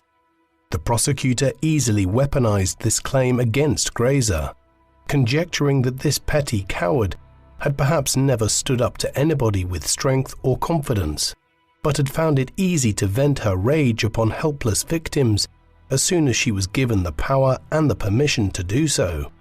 When Helena described for the court the domestic incident that had led to Irma being exiled from her home and family, Irma's defiant facade finally cracked. She broke into tears and sobbed openly before the court. Because of the enormous volume of testimony and evidence to be presented, the Belsen trial did not begin until the 17th of September 1945. The proceedings took 2 months. On the 17th of November, the defendants were called before the court for sentencing.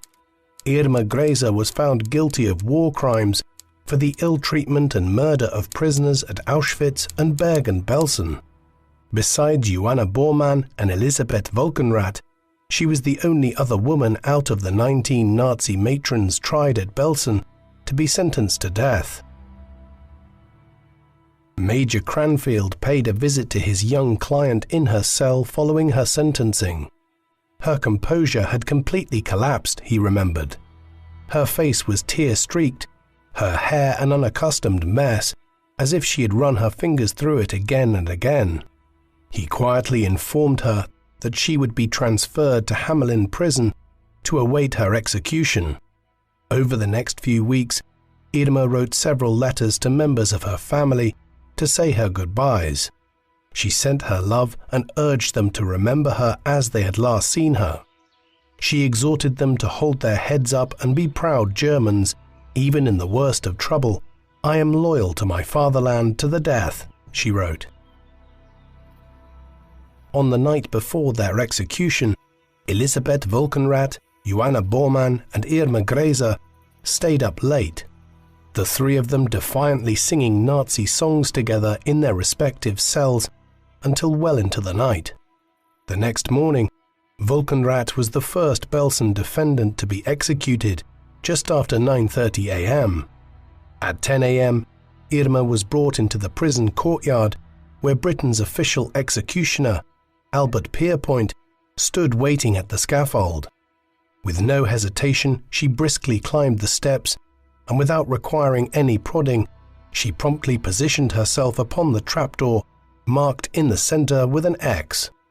The executioner quietly murmured his requisite, "Forgive me," as he placed a white hood over Irma's face and the carefully knotted noose around her neck.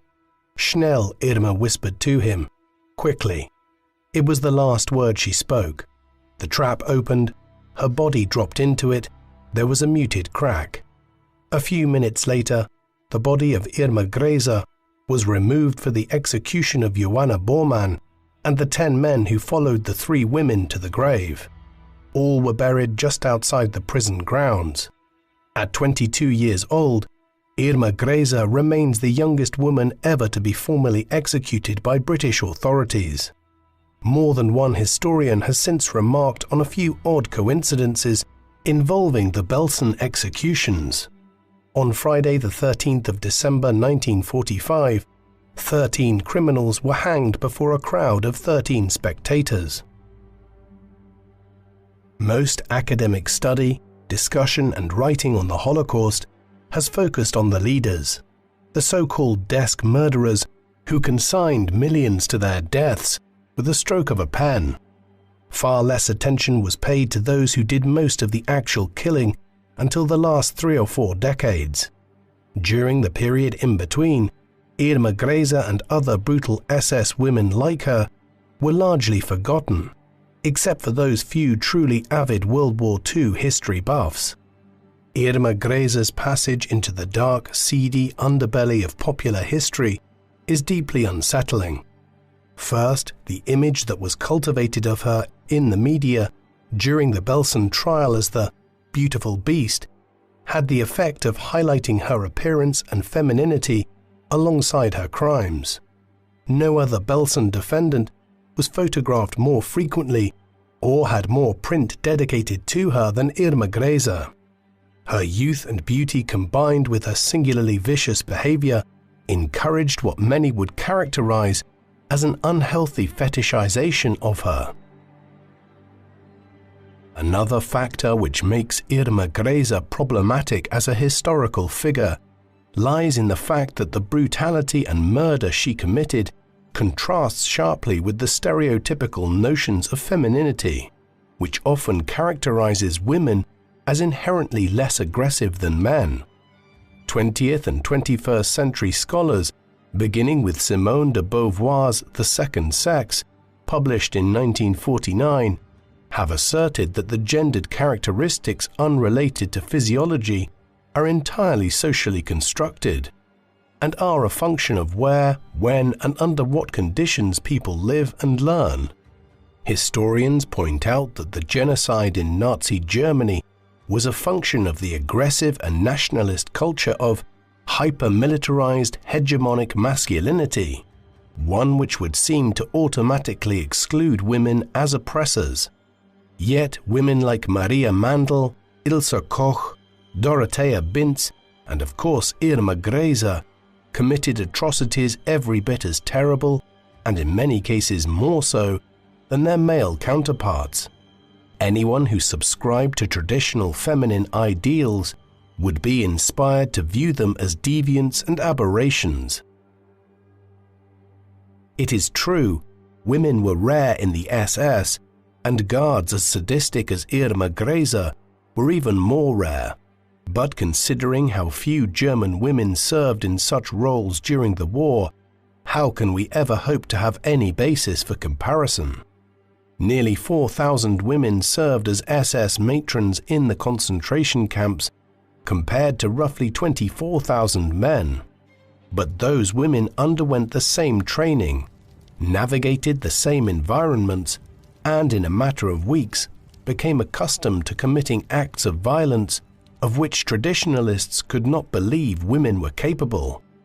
Historians like Christopher Browning and Hannah Arendt posited that one of the darkest truths about World War II was that the Nazis who carried out those terrible crimes were, quote, ordinary men to begin with. However, a similar perspective on Nazi women has not yet fully evolved. The danger in this lies in how we have viewed and prosecuted genocide in the years since World War II, and how we will continue to do so in the future. A tiny minority of Nazi women were called to account for their crimes compared to Nazi men, and virtually no women from the Japanese military faced a tribunal at the end of World War II. In the more recent genocides in Bosnia and Rwanda, women as well as men were involved in the programs of hyper-nationalism and mass murder. But yet again, only a tiny handful were considered for indictment by the International Criminal Court, and even fewer were prosecuted and convicted.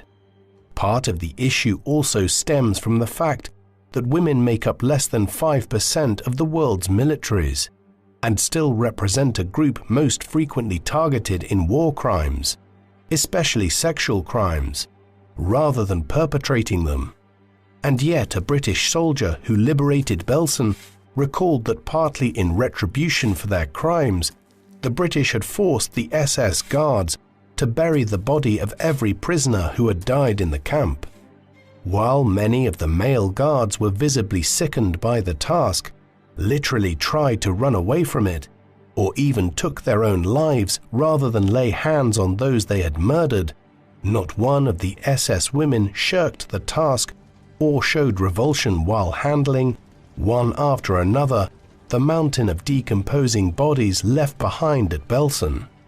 The life of Irma Grese was so dark that some might be led to question whether anything useful can be gained at all from studying it. Are her life and crimes still a valuable cautionary tale we need to preserve? Some might say that the recounting of her crimes serves more to titillate or awaken a gross fascination with violence, which can only be destructive.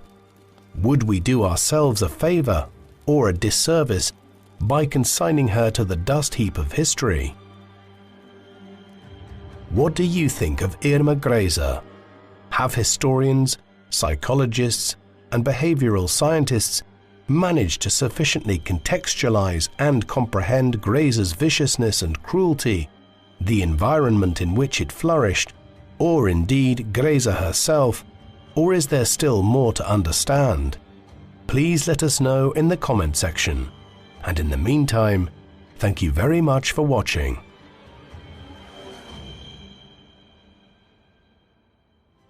Thank you for watching People Profiles documentaries. Please subscribe if you haven't already, and don't forget to hit the bell icon to get notifications so you never miss an upload. If you would like to watch our videos with no adverts of any kind, listen to audio podcast versions of our videos, discuss history with other People Profiles fans, and much, much more, go to peopleprofiles.com and become a member for as little as $2 per month. Members can also receive discounted merchandise, behind-the-scenes material, and a credit in our videos, along with much more. So, please support us in our work in return for exclusive offers at peopleprofiles.com via the link in the video description. Thank you very much for watching.